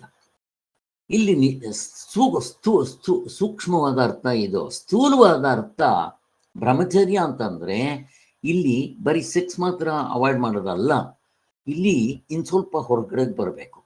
ಕರ್ಮೇಂದ್ರಿಯಗಳು ಜ್ಞಾನೇಂದ್ರಿಯಗಳಲ್ಲಿ ನಾವು ತ್ಯಾಗ, ಅದೇ ಅಲ್ಲಿ ಹೋಗ್ಬೇಕು ಇಲ್ಲಿ ಹೋಗ್ಬೇಕು. ಬ್ರಹ್ಮಚರ್ಯ ಅಂದ್ರೆ ಇಷ್ಟು ತಗೋಬೇಕು. ಇದಕ್ಕೆ ಚಿನ್ಮಯನಂದರು ಹೇಳ್ತಾ ಇದ್ರು ಯಾವಾಗಲೂ, ಬ್ರಹ್ಮಚರ್ಯ ಅಂತಂದ್ರೆ ಅದೊಂದೇ ಅಲ್ಲ, ಇಂದ್ರಿಯಗಳು 3 ಹೊತ್ತು ಅದ್ ನೋಡ್ಬೇಕು ಇದು ನೋಡ್ಬೇಕು, ಅದನ್ನ ಸ್ವಿಚ್ ಆಫ್ ಆಗ ಬಿಡಬೇಕು. ಮತ್ತೆ ಕಿವಿ 3 ಹೊತ್ತು ಅವಕ್ಕೆ ಹೇಳ್ಬೇಕು ಇವು ಕೇಳ್ಬೇಕು, ಅದು ಬಿಡಬೇಕು. ಹಾಗೆ ಎಲ್ಲ ಕರ್ಮೇಂದ್ರಿಯಗಳು ಜ್ಞಾನೇಂದ್ರಿಯಗಳು ಬಿಟ್ಟಾಗ ಅದನ್ನು ಬ್ರಹ್ಮಚರ್ಯ ಅಂತಾರೆ. ಅದನ್ನು ನಮಗೆ ಷಟ್ ಸಂಪತ್ತಿಯಲ್ಲಿ ಹೇಳ್ತಾರೆ. ಷಟ್ ಸಂಪತ್ತಿಯಲ್ಲಿ ಶಮ, ದಮ, ಹಾಗೆ ಅಲ್ವಾ? ಅಲ್ಲಿ ಡೀಟೇಲ್ ಹೋಗೋದು ಬೇಡ. ಒಂದು ಮನಸ್ಸಿನ ನಿಗ್ರಹ, ಇಂದ್ರಿಯಗಳ ನಿಗ್ರಹ, ಕರ್ಮೇಂದ್ರಿಯಗಳು ಜ್ಞಾನೇಂದ್ರಿಯಗಳ ನಿಗ್ರಹ ಎರಡೂ ಬರಬೇಕು. ಅಲ್ಲಿ ಬ್ರಹ್ಮಚರ್ಯ ಅಂದ್ರೆ ಇಷ್ಟು ಆಗುತ್ತೆ. ನೆಕ್ಸ್ಟ್ ಬ್ರಹ್ಮಚರ್ಯ ಆದ್ಮೇಲೆ ಶಮ, ದಮ, ಉಪರತಿ. ಉಪರತಿ ಅಂದ್ರೆ ಯಾರದು? ಆತ್ಮನಲ್ಲೇ ವಾಸ ಮಾಡ್ಕೊಂಡಿರೋದು ಉಪರತಿ. ಆನಂದ ಪಡೆಯೋದು, ನಮ್ಮೊಳಗೆ ನಾವು ಆನಂದ ಪಡೆಯೋದು ಆತ್ಮನಲ್ಲೇ. ಒಂದಾಗೋದು. ಉಪರತಿ, ಉಪವಾಸ. ಉಪವಾಸ ಅಂದ್ರೆ ಏನು? ಎಲ್ಲ ಅಷ್ಟೇ, ಸ್ಥೂಲ ಸೂಕ್ಷ್ಮ ಎರಡೆರಡು ಅರ್ಥ ಇರುತ್ತೆ. ನಾವು ಸ್ಥೂಲವಾದ ಅರ್ಥ ಹೊಡಿತಾ ಇರ್ತೀವಿ, ಇರ್ಲಿ, ಸ್ಥೂಲದ ಅರ್ಥದಲ್ಲೇ ಬೇಕಾದಷ್ಟಿದೆ. ಇನ್ನು ಸೂಕ್ಷ್ಮವಾದ ಅರ್ಥನೂ ನಾವು ಎರಡೂ ತಗೋಬೇಕಾಗುತ್ತೆ ಇಲ್ಲಿ. ಅದೇ ರೀತಿ ಉಪರತಿ, ಉಪ ಸಮೀಪ, ರತಿ ಅದರಲ್ಲೇ ಮುಳುಗಿರೋದು. ಆತ್ಮನ ವಿಚಾರ, ಆತ್ಮನ ಈ ವಿಚಾರ, ಈ ಪುಸ್ತಕಗಳು ಅಂತ ಬರೆದಿರ್ತಾರಲ್ಲ, ಅಂಥ ಪುಸ್ತಕಗಳನ್ನ ಓದ್ತಾ ಇದ್ರೆ ಅದನ್ನೇ ಉಪರತಿ ಅಂತ ಕರೀತೀವಿ. ಇರ್ಲಿ, ಉಪರತಿ ಓದೋದೇ ಅಲ್ಲ, ಮನಸ್ಸಿನಲ್ಲಿ 3 ಹೊತ್ತು ಅದೇ ಚಿಂತನೆ ಮಾಡ್ತಾ ಇರೋದು ಎಲ್ಲ. ಇದು ಉಪರತಿ. ಆಮೇಲೆ ಶಮ, ದಮ, ಉಪರತಿ. ತಿತಿಕ್ಷ ಅಂದ್ರೆ ಏನು? ಸದ್ಯ ಭಗವದ್ಗೀತೆ ಮಾಡಿಲ್ಲ ಅಂತನಲ್ಲ, ಸ್ವಲ್ಪ ಆದ್ರೂ ಟಚ್ ಇದಾಗ್ತಾ ಇದೆ, ಖುಷಿ ಆಗ್ತಾ ಇದೆ. ಉಪರತಿ, ತಿತಿಕ್ಷ. ಇದು ಶ್ರೀಧರ್ ಅವರೇ ಹೇಳಿ. ಟಾಲರೆನ್ಸ್ ಸರ್, ಸಹಿಸ್ಕೊಳ್ಳೋದು, ಸಹಿಷ್ಣುತೆ. ಓಕೆ, ನೀವೇನು ಹೇಳ್ತಾ ಇದ್ದೀರಿ ಹೇಳಿ ಕೃಷ್ಣಮಣಿ. ಎಲ್ರು ಯಾರು ಅದೇ ಬೇಕಾದ್ರೆ ಸರ್, ಸುಖ ದುಃಖ ಎಲ್ಲ ಸಹಿಸ್ಕೊಳ್ಳೋದು ಅಂತ. ಹೇಗೆ ಸಹಿಸ್ಕೊಂತೀರಾ? ದ್ವಂದ್ವಗಳನ್ನ ಸಹಿಸ್ಕೊಳ್ಳೋದು, ವಿವೇಕದಿಂದ ಸಹಿಸ್ಕೊಳ್ಳೋದು, ಇದೆಲ್ಲ ಆಗಮಾಪಾಯಗಳು ಬಂದು. ಭಗವದ್ಗೀತೆ 2ನೇ ಅಧ್ಯಾಯದಲ್ಲಿ ಇದ್ರ ಬಗ್ಗೆ ಸ್ವಾಮಿಗಳು ಹೈಲೈಟ್ ಮಾಡಿದ್ದಾರೆ. ಸ್ವಾಮಿಗಳು ಅಂದ್ರೆ ಆ ಉಪನಿಷತ್ ಆ ಭಗವದ್ಗೀತೆಯಲ್ಲಿ ಶ್ಲೋಕಗಳಿದೆ. ಆಗಮ ಪಾಯಿಗಳು ಅಂತಾನೆ ಹೇಳ್ತಾರೆ. ಇಲ್ಲಿ ಇನ್ಯಾರಾದ್ರೂ ಅದನ್ನ ಹೇಳ್ತೀರಾ? ಭಗವದ್ಗೀತೆ ಸ್ವಲ್ಪ ಇಲ್ಲಿ ಹೇಳ್ತೀರಾ ಇವಾಗ? ಆಗಮ ಪಾಯಿಗಳು ಅಂದ್ರೆ ಏನು? ಅವುಗಳದ್ದು ಯಾರಾದರೂ ಅಲ್ಲಿ ಓದಿದ್ರೆ ನೆನಪಿರುತ್ತೆ. ನಾನೊಂದು ಮೊದಲನೇ ಸಾರಿ ಸುಮ್ಮನೆ ಓದ್ಕೊಂಡು ಹೋಗ್ಬಿಡ್ತಾ ಇದ್ದೆ, ಎಲ್ಲ ಭಗವದ್ಗೀತೆ ಇದ್ದಂಗೆ ಇತ್ತು ಅಂತ. ಆಮೇಲೆ ಅದನ್ನೊಂದು 20-30 ಸಲ ಪರ್ಟಿಕ್ಯುಲರ್ ಆಗಿ ಅದನ್ನೇ ಓದಿ ಈಗ ಚೆನ್ನಾಗಿ ಮನಸ್ಸನ್ನೆಲ್ಲ ಕೂತಿದೆ ಅದು. ಹಾಗೆ ಆ ಆಗಮಪಾಯಿಗಳು ಓದ್ಬೇಕು. ಯಾರಾದ್ರೂ ಹೇಳಿ ಅದೇನಾದ್ರು ಏನಾದ್ರು ಅದಕ್ಕೆ. ಅಂದ್ರೆ ಶಾಶ್ವತ ಅಲ್ಲ, ಬಂದು ಹೋಗ್ತಾ ಇರತ್ತೆ ಅಷ್ಟೇ, ಅದು ಯಾವ್ದು ನಿಲ್ಲಲ್ಲ ಅಂತ ಹೇಳ್ಬಿಟ್ಟು. ಕರೆಕ್ಟು. ಪುಸ್ತಕದ ನಾಲೆಡ್ಜ್ ಆಯ್ತು. ನನ್ನ ಅನುಭವದಲ್ಲಿ ತೋರಿಸ್ಬೇಕಮ್ಮ, ನಾನು ನಂಬ್ತೀನಿ. ಆಗ್ಲಿ ಸರ್, ಎಚ್ಚರಿಕೆಯಲ್ಲಿ ಏನು ಒದ್ದಾಡ್ತೀವಿ, ಕನ್ಸಲ್ಲಿ ಒದ್ದಾಡ್ತೀವಿ, ನಿದ್ದೆಯಲ್ಲಿ ಏನಿರೋದೇ ಇಲ್ವಲ್ಲ, ಬಂದು ಹೋಗ್ತಾ ಇರತ್ತೆ ಕನ್ಸಲ್ಲಿ, ಎಚ್ಚರಿಕೆಯಲ್ಲಿ, ನಿದ್ದೆಯಲ್ಲಿ ಏನಿರೋದೇ ಇಲ್ವಲ್ಲ, ಅನುಭವ ಅದು. ಹಾಗೆ ನೋಡ್ಕೋಬೇಕು. ಅಷ್ಟೆಲ್ಲ ಯಾತಕ್ಕೆ ನಿದ್ದೆವರೆಗೂ ಹೋಗ್ತೀರಾ? ಎಚ್ಚರದಲ್ಲಿ ಇಷ್ಟೆಲ್ಲ ಸತ್ಯ ಅನ್ಕೊಂತೀನಿ, ಕನಸು ಬರುತ್ತಾ? ಎಚ್ಚರದ ಜನಕ ಮಹಾರಾಜ ಆಗಲಿ, ಆದಿ ದೈವಿಕ, ಆದಿಭೌತಿಕ, ಆಧ್ಯಾತ್ಮಿಕ ಯಾರಾದ್ರೂ ಅಲ್ಲಿ ಬರಲ್ಲ. ಆಗಮಾಪಾಯಿಗಳು ಅಲ್ಲಿರೋದು ಇಲ್ಲಿಗೆ ಬರುತ್ತಾ? 10 ಲಕ್ಷ ಹೊಡೆಯುತ್ತೆ, ತಂದು ಖರ್ಚು ಮಾಡ್ರಿ, ಮಾಡೋಕ್ಕಾಗಲ್ಲ. ಆಗಮ ಬಂದು ಹೋಗುವಂಥದ್ದು ತಾತ್ಕಾಲಿಕ. ಈ ತಾತ್ಕಾಲಿಕಕ್ಕೆ ನಾನು ಯಾಕೆ ಮೊರೆ ಹೋಗ್ಬೇಕು? ಶಾಶ್ವತವಾಗಿರೋದು ಯಾವುದು ಅಂತ ಇಲ್ಲೇ ನೋಡ್ಕೋಬೋದು, ನಿದ್ದೆವರೆಗೂ ಬೇಡ. ಇನ್ನು ನಿದ್ದೆಲಿ ಇವೆಲ್ಲ ಬಿಟ್ಟರೆ ನಮ್ಗೆ ಆನಂದ ಸಿಗುತ್ತೆ ಅನ್ನೋದು ಇನ್ನೂ ಆಳವಾಗಿ ಹೋಗ್ಬಿಡ್ತೀವಿ. ಅಲ್ಲಿಗೆ ಇವು ಇದಕ್ಕೆ ಏನಂತಾರೆ, ಆಗಮಾಪಾಯಿಗಳು ಬಂದು ಹೋಗೋದು ಅಂತ ಹೇಳ್ತಾರೆ. ಸೊ ಇದನ್ನ ವಿವೇಕದಿಂದ ತಡ್ಕೊಂತ ಭಗವದ್ಗೀತೆಯಲ್ಲಿ ಕೃಷ್ಣ ಭಗವಂತ ಹೇಳ್ತಾನೆ. ಅಲ್ಲ ಸ್ವಾಮಿ, ಅಲ್ಲೊಂದು ಪ್ರಶ್ನೆ ಎತ್ತಾರೆ ಪೂರ್ವ ಪಕ್ಷಿ, ಅಲ್ಲ ಸ್ವಾಮಿ ಇದೇನು ತಡ್ಕೋಬೇಕು ಅಂತ ಹೇಳೋದು, ಪ್ರಾಣಿಗಳು ತಡ್ಕೊಳ್ಳೋದು ತಪ್ಪ, ಏನು ನೀವು ಹೇಳೋದೇನು ಅಂತ. ಈ ಪ್ರಾಣಿಗಳಿಗೆ ಒಂದು ವೆಹಿಕಲ್ ಏನಾದರೂ ಹೋಗ್ಬಿಡ್ತು, ಕಾಲು ಏನಾದರೂ ಕುಂಟಾಗೋಯ್ತು ಅಂದ್ರೆ ಕೊಯ್ಕೊಯ್ಯೋ ಅಂತ ಹತ್ಕೊಂಡು ಅದು ಮಾಡಿಕೊಂಡು ಅದು ತೆವಳ್ಕೊಂಡು ಹೋಗಿ ಕೂತ್ಕೊಂಡು ನೆಕ್ಕೊಂಡು ಮಾಡಿಕೊಂಡು ಹಿಂಗೆ ಕೆಲವು ದಿನಗಳಾದ್ಮೇಲೆ ವಾಸಿ ಆಗುತ್ತೆ, ಕೆಲವು ವಾಸಿ ಆಗಲ್ಲ, ಹಂಗಂಗೆ ಕುಂಟ್ಕೊಂಡು ಇರುತ್ತೆ. ಈಗ ಅದಕ್ಕೆ ಹೇಳ್ಬೇಕೇನೋ ತಡ್ಕೋತಾ ಇದೆ, ನೀವೇನು ಹೇಳ್ತೀರಿ ಸ್ವಾಮಿ, ನಮಗೆ ಎಲ್ಲ ಪ್ರಾಣಿಗಳೇ ಮಾಡ್ತಾ ಇದೆಯಲ್ಲ ಅಂತ ಹೇಳಿದಾಗ ಅದಕ್ಕೇನು ಭಗವದ್ಗೀತೆ ಬೇಕಾ ಅಂತ ಕೇಳಿದಾಗ ನೆಕ್ಸ್ಟ್ ಪ್ರಶ್ನೆ ನಿಮಗೆ ಏನು, ಯಾರೋ ಕೇಳ್ತಾರೆ, ಪೂರ್ವ ಪಕ್ಷಿ ಪ್ರಶ್ನೆ ಕೇಳ್ತಾನೆ, ಏನು ತಡ್ಕೊಂತ ಹೇಳೋದೇನು, ಅದರಲ್ಲೇನು ಬಂತು, ನೀವು ಹೇಳದೇ ಇದ್ರು ತಡ್ಕೊಂತೀವಿ ನಾವು, ಏನೋ ರೋಗ ಬಂತು, ಕ್ಯಾನ್ಸರ್ ಬಂತು, ತಡ್ಕೊಳ್ಳೋದೇನೋ ಪ್ರಶ್ನೆ. ಆದ್ರೆ ಮನಸ್ಸಲ್ಲಿ ಇಟ್ಕೊಬಿಡ್ತೀವಲ್ಲ ಸರ್, ಮನಸ್ಸಿನಲ್ಲಿ ತುಂಬಾ ಹಂಗೆ ಇಟ್ಕೊಬಿಡ್ತೀವಲ್ಲ ವ್ಯಥೆ, ಅದು ಇಟ್ಕೋಬಾರ್ದು. ಓಕೆ, ಫಿಸಿಕಲಿ ಮೇಲಾಗತ್ತೆ ಬರುತ್ತೆ ಹೋಗತ್ತೆ, ಮನ್ಸಿಂದ ಹೋಗೋದೇ ಇಲ್ವಲ್ಲ, ಮನಸ್ಸಿನ ರೋಗ ಇದೆ ಅಲ್ವಾ, ಅದು ಹೇಗೆ ಗೊತ್ತಾಗುತ್ತೆ? ಇರುತ್ತೆ, ಹಿಂಗಾಯ್ತು ಅಂತಾನೆ 24 ಗಂಟೆ ಅದನ್ನೇ ಸ್ಮರಿಸ್ತಾ ಇರ್ತೀವಲ್ಲ. ಅದಕ್ಕೆ ಹೇಳಿದ್ದು ವಿವೇಕದಿಂದ ತಡ್ಕೋ. ಇಲ್ಲಿ ಇಂಪಾರ್ಟೆಂಟ್, ಮನುಷ್ಯನಿಗೆ ಮಾತ್ರ ಸಾಧ್ಯ, ಪ್ರಾಣಿಗೆ ಸಾಧ್ಯ ಇಲ್ಲ. ವಿವೇಕ ಏನದು? ವಿವೇಕದಿಂದ ತಡ್ಕೊ ಅಂದ್ರೆ ಅರ್ಥ ಏನು? ಏನದ ಅರ್ಥ? ಪ್ರಶ್ನೆ. ಅದು ಶಾಶ್ವತವಾಗಿರಲ್ಲ, ಬಂದು ಹೋಗ್ತಾ ಇರ್ತೈತೆ ಅಂತ ಅಷ್ಟೇ. ಈ ಜನ್ಮದಲ್ಲಿ ಬಂದಿದೆ ಕ್ಯಾನ್ಸರ್, ಇನ್ನಿನ ಜನ್ಮದಲ್ಲಿ ಬಂದಿತ್ತು ಇಲ್ವ ಯಾವನ ಗೊತ್ತು. ಅಷ್ಟೆಲ್ಲ ಬೇಡಪ್ಪ, ನೀವು ಕನಸ್ಗೆ ಹೋಗ್ರಿ, ನಿಮ್ಗೆ ಕ್ಯಾನ್ಸರ್ ಇರಲ್ಲ, ಎಚ್ಚರದಲ್ಲಿ ಮಾತ್ರ ಇದೆ. ಇಲ್ಲೇ ನೀವು ನೋಡ್ಕೊಳ್ಳಿ, ಇನ್ನೇನು ಬೇಕು ನಿಮ್ಗೆ, ಹಿಂದಿನ ಜನ್ಮವರೆಗೂ ಯಾಕೆ ಹೋಗ್ತೀರಿ ನೀವು ಹೇಳಿ? ಕನಸ್ಗೆ ಹೋದ್ರೆ ಕ್ಯಾನ್ಸರ್ ಇಲ್ಲ ಅವನಿಗೆ, ಅವನು ಫಸ್ಟ್ ಕ್ಲಾಸ್ ಆಗಿದ್ದಾನಲ್ಲಿ. ಅಲ್ಲಿ ಹೆಂಗಿದೆ ನೋಡ್ರಿ, ನಮ್ಮ ತಂದೆ ತಾಯಂದರು ಪೇರೆಂಟ್ಸು ಅವರು ಹಿರಿಯರು ಸತ್ತೋಗಿ ಎಷ್ಟು 20 ವರ್ಷಗಳ ಮೇಲೆ ಆಗ್ಬಿಟ್ಟಿದೆ, 30 ವರ್ಷನೇ ಆಗ್ಬಿಡ್ತಾವೆ. ಅಲ್ಲಿ ನೋಡಿದ್ರೆ ಅವರೆಲ್ಲ ಬಂದಿರ್ತಾರೆ ಅಲ್ಲಿ. ಇಲ್ಲಿ ಇಲ್ಲದೆ ಇರ್ತಾರೆ, ಇರೋರು ಅಲ್ಲಿರೋಲ್ಲ, ಇಲ್ಲಿರಿ ಇನ್ನೂ ಗಟ್ಟುಮುಟ್ಟಿಯಾಗಿರ್ತಾರೆ, ಅವೆಲ್ಲ ಸತ್ತೋಗ್ಬಿಟ್ಟಿರ್ತಾರೆ. ಆಗ ಇವು ಬಂದು ಹೋಗುವಂಥದ್ದು. ಆದ್ರಿಂದ ಬಂದು ಹೋಗುವಂಥದ್ದು. ಇದಕ್ಕೆ ಯಾಕೆ ಹೆದರ್ಕೊಂತೀಯ? ಆ ತಡ್ಕೋ ಅಂತಂದ್ರೆ ಅರ್ಥ ವಿವೇಕದಿಂದ ತಡ್ಕೋ ಅಂತ ಅಂದ್ಬಿಟ್ಟು ಹೇಳಿದ್ರು. ಅದಕ್ಕೋಸ್ಕರನೇ ಇಲ್ಲಿ ವಿವೇಕ ತುಂಬಾ ಇಂಪಾರ್ಟೆಂಟು. ಮತ್ತೆ ಶಮ ದಮ ಉಪರತಿ ತಿತಿಕ್ಷ ಸಮಾಧಾನ ಹೇಗಿದೆ ನೋಡಿ, ಸಮಾಧಾನ ಇಂಪಾರ್ಟೆಂಟ್. ಸಮಾಧಾನ ಅಂದ್ರೆ ಏನು? ಸಮ ಪ್ಲಸ್ ದಾನ. ಯಾವ ಸಮವಾಗಿರ್ಬೇಕು? ಮನಸ್ಸು ಸಮವಾಗಿರ್ಬೇಕು ಸರ್. ಮನಸ್ಸು ಯಾವಾಗ್ಲೂ ಬ್ಯಾಲೆನ್ಸ್ಡ್ ಮೈಂಡ್ ಹೀಗಿರ್ಬೇಕು, ತೂಕದಲ್ಲಿ ಇದ್ದಂಗೆ. ಏರುಪೇರು ಬರ್ತಾ ಇರುತ್ತೆ, ಹೋಗ್ತಾ ಇರುತ್ತೆ. ಹೀಗೆ ಕಾಯಿಲೆ ಕಸಾಲೆಗಳು ಆಗಮಪಾಯಿಗಳು. ಅದಕ್ಕೆ ನಾನ್ಯಾಕೆ ಇದು ಮಾಡ್ಕೋಬೇಕು? ಒಳ್ಳೆ ಬ್ಯಾಲೆನ್ಸ್ಡ್ ಮೈಂಡ್ ಅಂತಾರಲ್ಲ, ಯಾರಿಗಿರುತ್ತೆ ಬ್ಯಾಲೆನ್ಸ್ಡ್ ಮೈಂಡ್? ಈ ವಿಚಾರಗಳು ಮಾಡಿದವ್ರಿಗಿರುತ್ತೆ, ಎಲ್ರಿಗಿರಲ್ಲ. ಕ್ಷಮ ತಮ ಇವೆಲ್ಲ ಒಂದೊಂದಕ್ಕೂ ಒಂದೊಂದು ಇಂಟರ್ ಕನೆಕ್ಷನ್. ನೋಡ್ರಿ ಹೇಗಿದೆ. ನಿಮ್ಗೆ ಅದು ಬಂತು, ನಿತ್ಯ ಅನಿತ್ಯ ವಸ್ತು ಅಂತಂದ್ರೆ ಇಹಲೋಕ ಪರಲೋಕದಲ್ಲಿ ವೈರಾಗ್ಯ ಬರುತ್ತೆ. ವೈರಾಗ್ಯ ಬಂದ ಮೇಲೆ ನೀವು ಒಳಗಡೆ ಮುಖ ಬರುತ್ತೆ, ಅಂತರ್ಮುಖತ್ವ ಬರಕ್ಕೆ ಶುರುವಾಗುತ್ತೆ ಅಂತ ಹೇಳಿ ಸಮಾಧಾನ. ಮನಸ್ಸು ಯಾವಾಗಲೂ ಸಮಾಧಾನ ಇದ್ರೆ ಮಾತ್ರನೇ ತತ್ವ ತಿಳಿಯೋದು. ಪರಮಾರ್ಥ ಚಿಂತಾಮಣಿ ಇಂಥ ಪುಸ್ತಕಗಳನ್ನ ಯಾವಾಗ ಓದ್ಬೇಕು ಅಂತಂದ್ರೆ ಮನಸ್ಸು ಸಮಾಧಾನವಾಗಿದ್ದಾಗ ಓದ್ರಿ, ಎಷ್ಟು ಹೆಲ್ಪ್ ಆಗುತ್ತೆ ನೋಡ್ರಿ. ಸತ್ವಗುಣದಲ್ಲಿರ್ಬೇಕು, ಆವಾಗ ಮಾತ್ರ ಅರ್ಥ ಆಗದು ನಮ್ಗೆ. ಆದ್ದರಿಂದ ಹೀಗೆ ಇರ್ಲಿ. ಆಮೇಲೆ ಶ್ರದ್ಧೆ ಬೇಕಾ ಇದಕ್ಕೆ?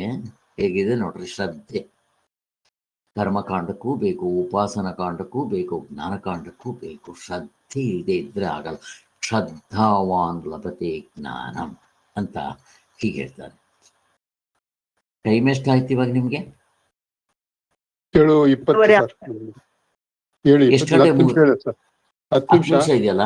ಓಹೋ, ಸುರೇಶ್ ಕ್ವಶನ್ಸ್ ಇದ್ರೆ ಅದಕ್ಕೆ ಇಲ್ಲಿಗೆ ಬಿಟ್ಬೇಡ. ಇಲ್ಲಿಗೆ ಇಷ್ಟ ಆಯ್ತು. ಇಲ್ಲಿ ವಿವೇಕ ಅಂದ್ರೆ ಏನು ಒಂದು ಸ್ವಲ್ಪ ನೋಡ್ಕೊಂಡು ಹೋಗ್ಬೇಡ. ಯಾರಾದ್ರೂ ಒಂದು ವಿವೇಕದ ಬಗ್ಗೆ ಹೇಳ್ಬಿಡ್ರಿ, ಅದಕ್ಕೆ ಪೂರ್ತಿ ಮುಗಿಯುತ್ತೆ ಸಾಧನೆಗಳು. ವಿವೇಕ ಏನು? ನಾನು ಹಿಂದೆ ಒಂದು ದೃಷ್ಟಾಂತ ಕೊಡ್ರಿ ಸಾಕು, ಅರ್ಥ ಆಗ್ಬಿಡುತ್ತೆ. ವಿವೇಕ ಅಂದ್ರೆ ಏನು? ಆತ್ಮ ಅನಾತ್ಮದ ಬಗ್ಗೆ ತಿಳ್ಕೊಳ್ಳೋದು. ಅಲ್ಲ, ನನಗೆ ಆಶ್ಚರ್ಯ, ಎಲ್ಲಾನು ಸತ್ಯ ವಿವೇಕನೇ ಅವೆಲ್ಲ. ನನಗೆ ವಿವೇಕ ಸತ್ಯ ಅಂದ್ರೆ ಒಂದು ದೃಷ್ಟಾಂತ ಕೊಟ್ರೆ ಚೆನ್ನಾಗಿ ಅರ್ಥ ಆಗ್ಬೇಕು, ಎಕ್ಸಾಂಪಲ್ ಕೊಡ್ಬೇಕು ಯಾವ್ದಕ್ಕಾದ್ರು. ಹಾವು ವಿವೇಕ ಹಗ್ಗನೆ ಹೇಗೆ? ಸರ್, ಹಾವು ಹಗ್ಗನೆ, ಹಾವು ಹಗ್ಗ. ಹ್ಮ್. ಅಲ್ಲ, ಹಾವು ಭ್ರಮೆ ಹಗ್ಗದಲ್ಲಿ ಭ್ರಮೆ ಹಾವು ಬಿಡೋದೆ. ಹಗ್ಗ ಇಲ್ಲ ನನ್ನ ಪ್ರಶ್ನೆ. ಹಗ್ಗ ಸತ್ಯ, ಹಾವು ಸುಳ್ಳು ಅನ್ನೋದು ಗೊತ್ತಾಗತ್ತೆ. ಬಟ್ ಇಲ್ಲಿ ವಿವೇಕ ಅಂತಂದ್ರೆ ನನಗೆ ಅರ್ಥ ಆಗೋದಿಕ್ಕೆ ವಿವೇಕ ಅಂತಂದ್ರೆ ಏನು ನನಗೆ. ಆಕ್ಚುಲಿ ಐ ಟುಕ್ ಅಬೌಟ್ ಒಂದು 3-4 ವರ್ಷನೇ ಆಯ್ತು, ಅಥವಾ ನನ್ನ ಲೈಫ್ನಲ್ಲಿ ಯಾರಿಗೆ ಬಂದಾಗ 10 ವರ್ಷ ಆಯ್ತು. ಆ ಪ್ರವಚನ ಸುಬ್ರಾಯ ಶರ್ಮಾ ಅವ್ರು ಕೇಳಿದಾಗ ವಿವೇಕ ವಿವೇಕ ಅಂತ ಇದ್ರು. ವಿವೇಕ ಅಂದ್ರೆ ಏನು, ವಿವೇಕಾನಂದರ ಅಂತ ನನ್ನ ಮನಸ್ಸಿನಲ್ಲಿ ಈ ತರ ಪ್ರಶ್ನೆಗಳು ಬರ್ತಾ ಇತ್ತು. ಕ್ಲಿಯರ್ ಕಟ್ ಆಗಿದ್ದು ಅಂದ್ರೆ ನಾನು ಕುಲಕರ್ಣಿ ಸ್ವಾಮಿಗಳ ಹತ್ರ ಕೇಳಿದಾಗ ಅದಕ್ಕೆ ಹೇಳ್ತಾ ಇದ್ದೆ ವಿವೇಕ ನಿರ್ಣಯ ಮಾಡೋ ಬುದ್ಧಿ ಸರ್, ನಿರ್ಣಯ ಮಾಡೋ ಬುದ್ಧಿ. ಯಾವ ಸರಿ ಯಾವ ತಪ್ಪು ನಿರ್ಣಯ, ಧರ್ಮ ಅಧರ್ಮದ, ಧರ್ಮ ಅಧರ್ಮ ಯಾವುದು ಎಲ್ಲವೂ. ನನಗೊಂದು ಎಕ್ಸಾಂಪಲ್ ಕೊಡಿ, ನೀವೇನ್ ಹೇಳಿದ್ರು ನಮ್ಗೆ ಅರ್ಥ ಆಗಲ್ಲ. ಈಗ ಕಲ್ಪನಾ ನಮ್ಗೆ ಅರ್ಥ ಆಗ್ಬೇಕು, ಒಂದು ಎಕ್ಸಾಂಪಲ್ ಕೊಡಿ. ವಿವೇಕ ಅಂದ್ರೆ ಏನು? ಹಿಂದೆ ನಾನು ಬೇಕಾದಷ್ಟು ಸಲ ಕೊಟ್ಟಿದ್ದೀನಿ, ಯಾರಿಗಾದ್ರು ನೆನಪಿದೆಯಾ? ರಾಜಕುಮಾರಿಂದ ಸರ್. ಹೆಂಗೆ ಹೆಂಗೆ ಹೆಂಗೆ ರಾಜ್ಕುಮಾರ್? ಅದ್ ಬಿಡ್ರಿ, ಬಟ್ಟೆ. ಈಗ ಬಟ್ಟೆ ಅಂತಂದ್ರೆ ಏನು ಇಲ್ಲಿ ತಿಳ್ಕೊಬಿಡ್ರಿ. ವಿವೇಕಕ್ಕೆ ನಿಮ್ಗೆ ಸ್ಪಷ್ಟವಾಗಿ ಅರ್ಥ ಆಗುತ್ತೆ. ಇನ್ ಮಿಕ್ಕಿರೋದಕ್ಕೆ ನೀವ್ ಏನ್ ಬೇಕಾದ್ರೂ ಅದು ವಿವೇಕ ಅಂತ ಕರೀರಿ, ಅಲ್ಲ ಅರ್ಥ ಆಗ್ತಾ ಇರುತ್ತೆ. ಇದು ಇಲ್ಲಿ ಬಿಡ್ಸ್ಕೋಬೇಕು. ಬಟ್ಟೆ ಅಂದ್ರೆ ಏನು? ನನ್ಗೂ ಬಟ್ಟೆ ಕಾಣ್ತಾ ಇದೆ, ನೂಲಿಂದ ಮಾಡೋದು. ಹೇಳಿ ಶ್ರೀಧರ್ ಅವರು. ಸೊ ನೂಲಿಂದ ಮಾಡಿರೋದು. ನೂಲು ಎಲ್ಲಿಂದ ಬಂದಿದೆ? ಹತ್ತಿಯಿಂದ ಬಂದಿದೆ. ಹತ್ತಿಯಲ್ಲಿಂದ ಬಂದಿದ್ರೆ ಗಿಡದಿಂದ ಬಂದಿದೆ. ಗಿಡದಿಂದ ಬಂದಿದ್ರೆ ಭೂಮಿಯಿಂದ ಬಂದಿದೆ. ಭೂಮಿಗಿಂದ ಏನು ಬಂದಿದೆ? ಆಕಾಶ, ಗಾಳಿ, ನೀರು ಅದೆಲ್ಲ ಸೇರ್ಕೊಂಡು ಬಂದಿದೆ. ಸೊ ಇಷ್ಟು ತಿಳ್ಕೊಳ್ಳೋದು ವಿವೇಕ. ಅಂದ್ರೆ ಹಿಂದಿಂದ ಹೋಗೋದ್ರಿಂದ ಮೂಲ ತಂದ್ಕೊಳ್ಳೋದು ವಿವೇಕ. ಕರೆಕ್ಟು. ಇಲ್ಲಿ ನಾನು ಬಟ್ಟೆ ಅಂತ ನೋಡ್ತಾ ಇದ್ನಲ್ಲ, ಈಗ ಬಟ್ಟೆ ಏನಾಯ್ತು, ನೂಲ್ ಏನಾಯ್ತು, ಅಲ್ಲಿನೂ ವಿವೇಕ ಮಾಡೋದಿದೆ, ಅಲ್ಲಿನೂ ಸೂಕ್ಷ್ಮ ಇದೆ. ಅದೇನು ಕರೆಕ್ಟ್? ಇವಾಗ ಹಿಂಗ್ ಹೋಗ್ಬಿಡೋದು ಸರಿ, ಕರೆಕ್ಟ್. ಸೊ ಬಟ್ಟೆ ಅಂತ, ಇವಾಗ ಬಟ್ಟೆ ಎಲ್ಲಿಗೆ ಬಂತು, ನೂಲ್ ಎಲ್ಲಿಗೆ ಬಂತು? ಈಗ ನೂಲು ಹತ್ತಿ ತಗೊಂಡಾಗ ನೂಲ್ ಎಲ್ಲಿಗೆ ಬರುತ್ತೆ, ಹತ್ತಿ ಎಲ್ಲಿಗೆ ಹೋಗುತ್ತೆ? ಅದು ಇಂಪಾರ್ಟೆಂಟ್. ಇಲ್ಲಿ ಇನ್ನೂ ಸೂಕ್ಷ್ಮ ಬಿಡಿಸ್ಕೊಳ್ಳೋದು ಯಾರಾದ್ರೂ? ಪಂಚಭೂತಗಳಿಂದಾನೇ ಆಗಿರೋದು ಎಲ್ಲ ಅಂತ ಅಲ್ಲಿಗೆ ಹೋಗುತ್ತೆ ಸರ್. ಇಲ್ಲಿ ಬಟ್ಟೆ ನೂಲಿನಲ್ಲಿ, ಬಟ್ಟೆ ನೂಲಿನಲ್ಲಿ ಲೈವ್ ಆಗೋದು. ಹಾಗಂದ್ರೆ ಬಟ್ಟೆ ನೂಲಿನಲ್ಲಿ, ಹೌದು, ಲಯ ಆಗುತ್ತೆ. ಹಾಗಂದ್ರೆ ಅರ್ಥ ಏನು? ಲಯ ಆಗುತ್ತೆ, ಕರೆಕ್ಟ್. ಹಾಗಂದ್ರೆ ಏನರ್ಥ? ವ್ಯಾಪ್ತಿರೋದು ಸರ್, ವ್ಯಾಪ್ಸಿರೋದು, ವ್ಯಾಪ್ಸಿದೆ, ಕರೆಕ್ಟ್. ಅಂದ್ರೆ ಒಂದಕ್ಕೊಂದು ಜೋಡಿಸ್ಕೊಂಡಿದೆ, ಜೋಡಿಸ್ಕೊಂಡು ಒಂದಿಕ್ಕೊಂದಿದೆ. ಅದು ಒಂದು ಸರಪಣಿ ತರ, ಒಂದು ಬಿಟ್ರೆ ಎಲ್ಲ ಬಿದ್ದೋಗತ್ತೆ. ಆ ತರ ಅದಕ್ಕೊಂದು ಮೂಲ. ಅದು ಪೂರ್ತಿ ಅರ್ಥ ಅದಲ್ಲ, ಇರ್ಲಿ. ನೀವು ಹೇಳಿದ್ದೆಲ್ಲ ಕರೆಕ್ಟೇ, ನಮಗ್ ಪೂರ್ತಿ ಅರ್ಥ ಬರ್ಬೇಕು, ಅದರ ಜಿಸ್ಟ್ ಬರ್ಬೇಕು ನನಗೆ. ಬಟ್ಟೆ ಸ್ಥೂಲ ಆಯ್ತು, ಹೊರಗಡೆ ಇದೆ ಅನಾತ್ಮ, ದುಃಖಾಲಯ. ಈಗ ನೋಡ್ಬೇಕು. ಈಗ ನೀವು ಬಟ್ಟೆ ನೋಡಿದ ತಕ್ಷಣ ಬಟ್ಟೆ ಅಲ್ಲಪ್ಪ, ಇದು ನೂಲು. ಈ ನೂಲು ಒಳಗಡೆ ಇದೆ, ಆತ್ಮನಾಗಿದೆ. ಆತ್ಮ ಅಂತಂದ್ರೆ ಈ ಬಟ್ಟೆಗಿಂತ ಹಿಂದಕ್ಕೆ, ಇದಕ್ಕೆ ಬಟ್ಟೆಗೆ ಆಧಾರ ಕೊಡ್ತಾ ಇರೋಷ್ಟು ಆತ್ಮ, ಇದೇ ಆತ್ಮ ಅಲ್ಲ. ಈ ಎರಡರಲ್ಲಿ ನಾನು ಸ್ಥೂಲ ಸೂಕ್ಷ್ಮನ ವಿಂಗಡಿಸ್ಕೊಂಡು ಹೋಗ್ತಾ ಇದ್ದೀನಿ. ಅದಕ್ಕೆ ಈ ನೂಲು ಅನ್ನೋದು ಹಿಂತಡಿಕೆ ಇದೆ, ಆತ್ಮವಾಗಿದೆ, ಆನಂದವಾಗಿದೆ, ಮತ್ತು ಇದೇ ನಾನು ಅನ್ನೋ ಅರ್ಥದವರೆಗೂ ನಾನಲ್ಲ. ಬಟ್ ಇಲ್ಲಿ ಇದು ಮುಖ್ಯ, ನೂಲು ಮುಖ್ಯ. ನೀನ್ ಬಟ್ಟೆ ಅಂತ ಏನ್ ಹೇಳ್ತೀಯ? ನೂಲ್ ಯಾಕಣ, ಈ ಬಟ್ಟೆ ಬಿಟ್ಬಿಡು ಅಂತ. ಇಲ್ಲೂ ಆತ್ಮ. ಅಲ್ಲಿ ಏನಾಯ್ತು? ಬಟ್ಟೆ ನೂಲ್ನಲ್ಲಿ ಸುರೇಶ್ ಹೇಳ್ದಂಗೆ ಲಯ ಆಯ್ತು. ನೀವು ನೂಲು ಅಂತ ತಿಳ್ಕೊಂಡಿದ ತಕ್ಷಣ ಬಟ್ಟೆ ಇಂಪಾರ್ಟೆನ್ಸ್ ಇಲ್ಲ, ಬಿಟ್ಬಿಟ್ರಿ. ಬಟ್ಟೆ ನೂಲು ಇಟ್ಕೊಳ್ರಿ. ಇವಾಗ ಬಟ್ಟೆ ನೂಲಿನಲ್ಲಿ ಲಯ ಆಯ್ತು. ಲಯ ಆಯ್ತು ಅಂತಂದ್ರೆ ಅಲ್ಲಿ ಬಟ್ಟೆನ ಸುಟ್ಟಾಕ್ಬೇಕು ಅಂತಲ್ಲ, ಚೆನ್ನಾಗಿ ಅರ್ಥ ಮಾಡ್ಕೊಳ್ರಿ. ಬಟ್ಟೆ ಅಂತಂದ್ರೆ ನೂಲೇ. ಈಗ ನೂಲಿಲ್ಲಪ್ಪ, ಬಟ್ಟೆ ತೋರ್ಸ್ಬೇಕು, ತೋರ್ಸಕ್ ಬರಲ್ಲ. ನೂಲೇ ಬಟ್ಟೆಗೆ ಆಧಾರ, ಅಸ್ತಿತ್ವ, ಫೌಂಡೇಶನ್ನು ಆತ್ಮ. ಅದನ್ನ ದುಃಖ, ಇದನ್ನ ನಾನು ಸುಖ ಅಂತ ಕರೀತೀನಿ ಅಷ್ಟೇ. ಇಲ್ಲೇನ್ ಸುಖ ದುಃಖ ಇಲ್ಲ. ಆಮೇಲೆ ಬೇರೆ ಕಡೆ ಮಾಡಿದಾಗ ನಮಗ್ ಬೇಕಾಗುತ್ತೆ. ಅಲ್ಲಿ ನಾವು ಈ ಎಕ್ಸಾಂಪಲ್ನ ನಾವು ಬೇರೆ ಕಡೆ ಮಾಡಬೇಕು. ದೃಶ್ಯ ವಿವೇಕ ತಗೊಳ್ರಿ, ಎಚ್ಚರ ಕನಸು ನಿದ್ದೆ ತಗೊಳ್ರಿ, ಪಂಚ ಕೋಶಗಳು ತಗೊಳ್ರಿ, ಅವಸ್ಥಾತ್ರಯ ತಗೊಳ್ರಿ. ಎಚ್ಚರವನ್ನ ಕನಸಿನಲ್ಲಿ ಲಯ ಮಾಡ್ರಿ, ಕನಸನ್ನ ನಿದ್ದೆಯಲ್ಲಿ ಲಯ ಮಾಡ್ರಿ, ನಿದ್ದೆಯನ್ನ ಚತುಷ್ಪಾದದಲ್ಲಿ ಲಯ ಮಾಡ್ರಿ. ಪಂಚಕೋಶಗಳು ತಗೊಂಡಾಗ ಅನ್ನಮಯವನ್ನ ಪ್ರಾಣಮಯದಲ್ಲಿ, ಪ್ರಾಣಮಯವನ್ನ ಮನೋಮಯ, ಮನೋಮಯ ವಿಜ್ಞಾನಮಯ, ಆನಂದಮಯದಲ್ಲಿ, ಆನಂದಮಯವನ್ನ ಆತ್ಮನಲ್ಲಿ ಲಯ ಮಾಡ್ರಿ ಅಂದ್ರೆ ಇದೇ ಅರ್ಥ. ಮತ್ತೆ ಸ್ಥೂಲ ಸೂಕ್ಷ್ಮ ತಗೊಳ್ರಿ, ಪ್ರಪಂಚ ಸ್ಥೂಲ. ಹಿಂಗೆ ಫಸ್ಟ್ ಇದನ್ನ ನೀವು ಅರ್ಥ ಮಾಡ್ಕೊಂಡ್ರೆ ಚೆನ್ನಾಗಿ ವಿವೇಕ ಅನ್ನೋದಕ್ಕೆ ನಮ್ಮ ಕುಲಕರ್ಣಿ ಸ್ವಾಮಿಗಳು ಹೆಂಗ ಹಾಕೊಟ್ರು ಪೀಠಿಕೆ ಹಿಂಗೆ ಇದು. ಅದಕ್ಕೆ ಅಂಥ ಗುರುಗಳಿಂದ ಕೇಳಬೇಕು. ಒಂದ್ಸಾರಿ ಅಂತ ಗುರುಗಳಿಂದ ಕೇಳ್ಬಿಟ್ರೆ ನಿಮ್ಗೆ ಇನ್ಯಾರ್ದು ಕೇಳಬೇಕು ಅಂತಾನೆ ಅನ್ಸಲ್ಲ. ಹಾಗೆ ಥಿಯರಿ ಬೇಕು ಅಂತಂದ್ರೆ ನಮ್ಮ ಕುಲಕರ್ಣಿ ಸ್ವಾಮಿಗಳು ಪುಸ್ತಕದಲ್ಲಿ ಹೆಂಗೆ ಕ್ಲೀನಾಗಿ ಹೇಳ್ತಾ ಇದ್ದಾರೆ. ದೃಷ್ಟಾಂತಗಳು ಮರೀತಾ ಇರಲಿಲ್ಲ. ಅನುಭವದ ವಿಚಾರ ಬೇಕಾ, ಭಗವತ್ಪಾದರ ಹತ್ರ ಹೋಗ್ಬೇಕು, ಅನುಭವಿಗಳವರು. ಆದ್ದರಿಂದ ಈಗ ಎರಡು ಸಿಕ್ಕಿದಾಗ ನಮ್ಗೆ ಅದು ಇದು ಅದರ ಕಥೆನೇ ಬೇರೆ. ಆಮೇಲೆ ನೋಡ್ರಿ, ಈಗ ನೂಲಾಯ್ತು. ನೂಲುಗಿಂತ ಅಷ್ಟೇನಾ, ಇನ್ನು ಹಿಂದಕ್ಕಿಲ್ವಾ ವಿವೇಕ? ಇದೆ. ನೂಲ್ಗಿಂತ ನೂಲಲ್ಲ, ನೂಲು ಎಲ್ಲಿಂದ ಬಂತು ಅಂತ ವಿಚಾರ ಮಾಡುದು. ಈಗ ಇದೇನಾಯ್ತಿತ್ತು, ಬಟ್ಟೆ ಅನಾತ್ಮ ಆಗೋಯ್ತು, ಇದು ನೂಲು ಆತ್ಮ ಆಗೋಯ್ತು. ಇನ್ನು ಹಿಂದಕ್ಕೆ ಹೋದಾಗ ನೂಲು ಬಂದಿದ್ದೇ ಹೊರಗಡೆ ಇದೆ. ಅದಕ್ಕಿಂತ ಹಿಂದೆ ನೂಲು ಯಾತ್ರಿಂದ ಬಂತು? ಹತ್ತಿಯಿಂದ ಬಂತು. ಅಲ್ಲಿಗೆ ಹತ್ತಿ ಹಿಂದಡಿಗೆ ಇದೆ, ನೂಲು ಮುಂದಗಡೆ ಇದೆ, ಹೊರಗಡೆ ಇದೆ, ಸ್ಥೂಲವಾಗಿದೆ, ಅದು ಸಂಕುಚಿತವಾಗಿದೆ, ಅದು ದುಃಖವಾಗಿದೆ. ಅದಕ್ಕೆ ಇನ್ನು ಹತ್ತಿ ಅಂತಂದ್ರೆ ಅದು ಇನ್ನು ಹಿಂದೆಡೆ ಇದೆ, ಸೂಕ್ಷ್ಮವಾಗಿದೆ, ಇದಕ್ಕೆ ಆಧಾರವಾಗಿದೆ.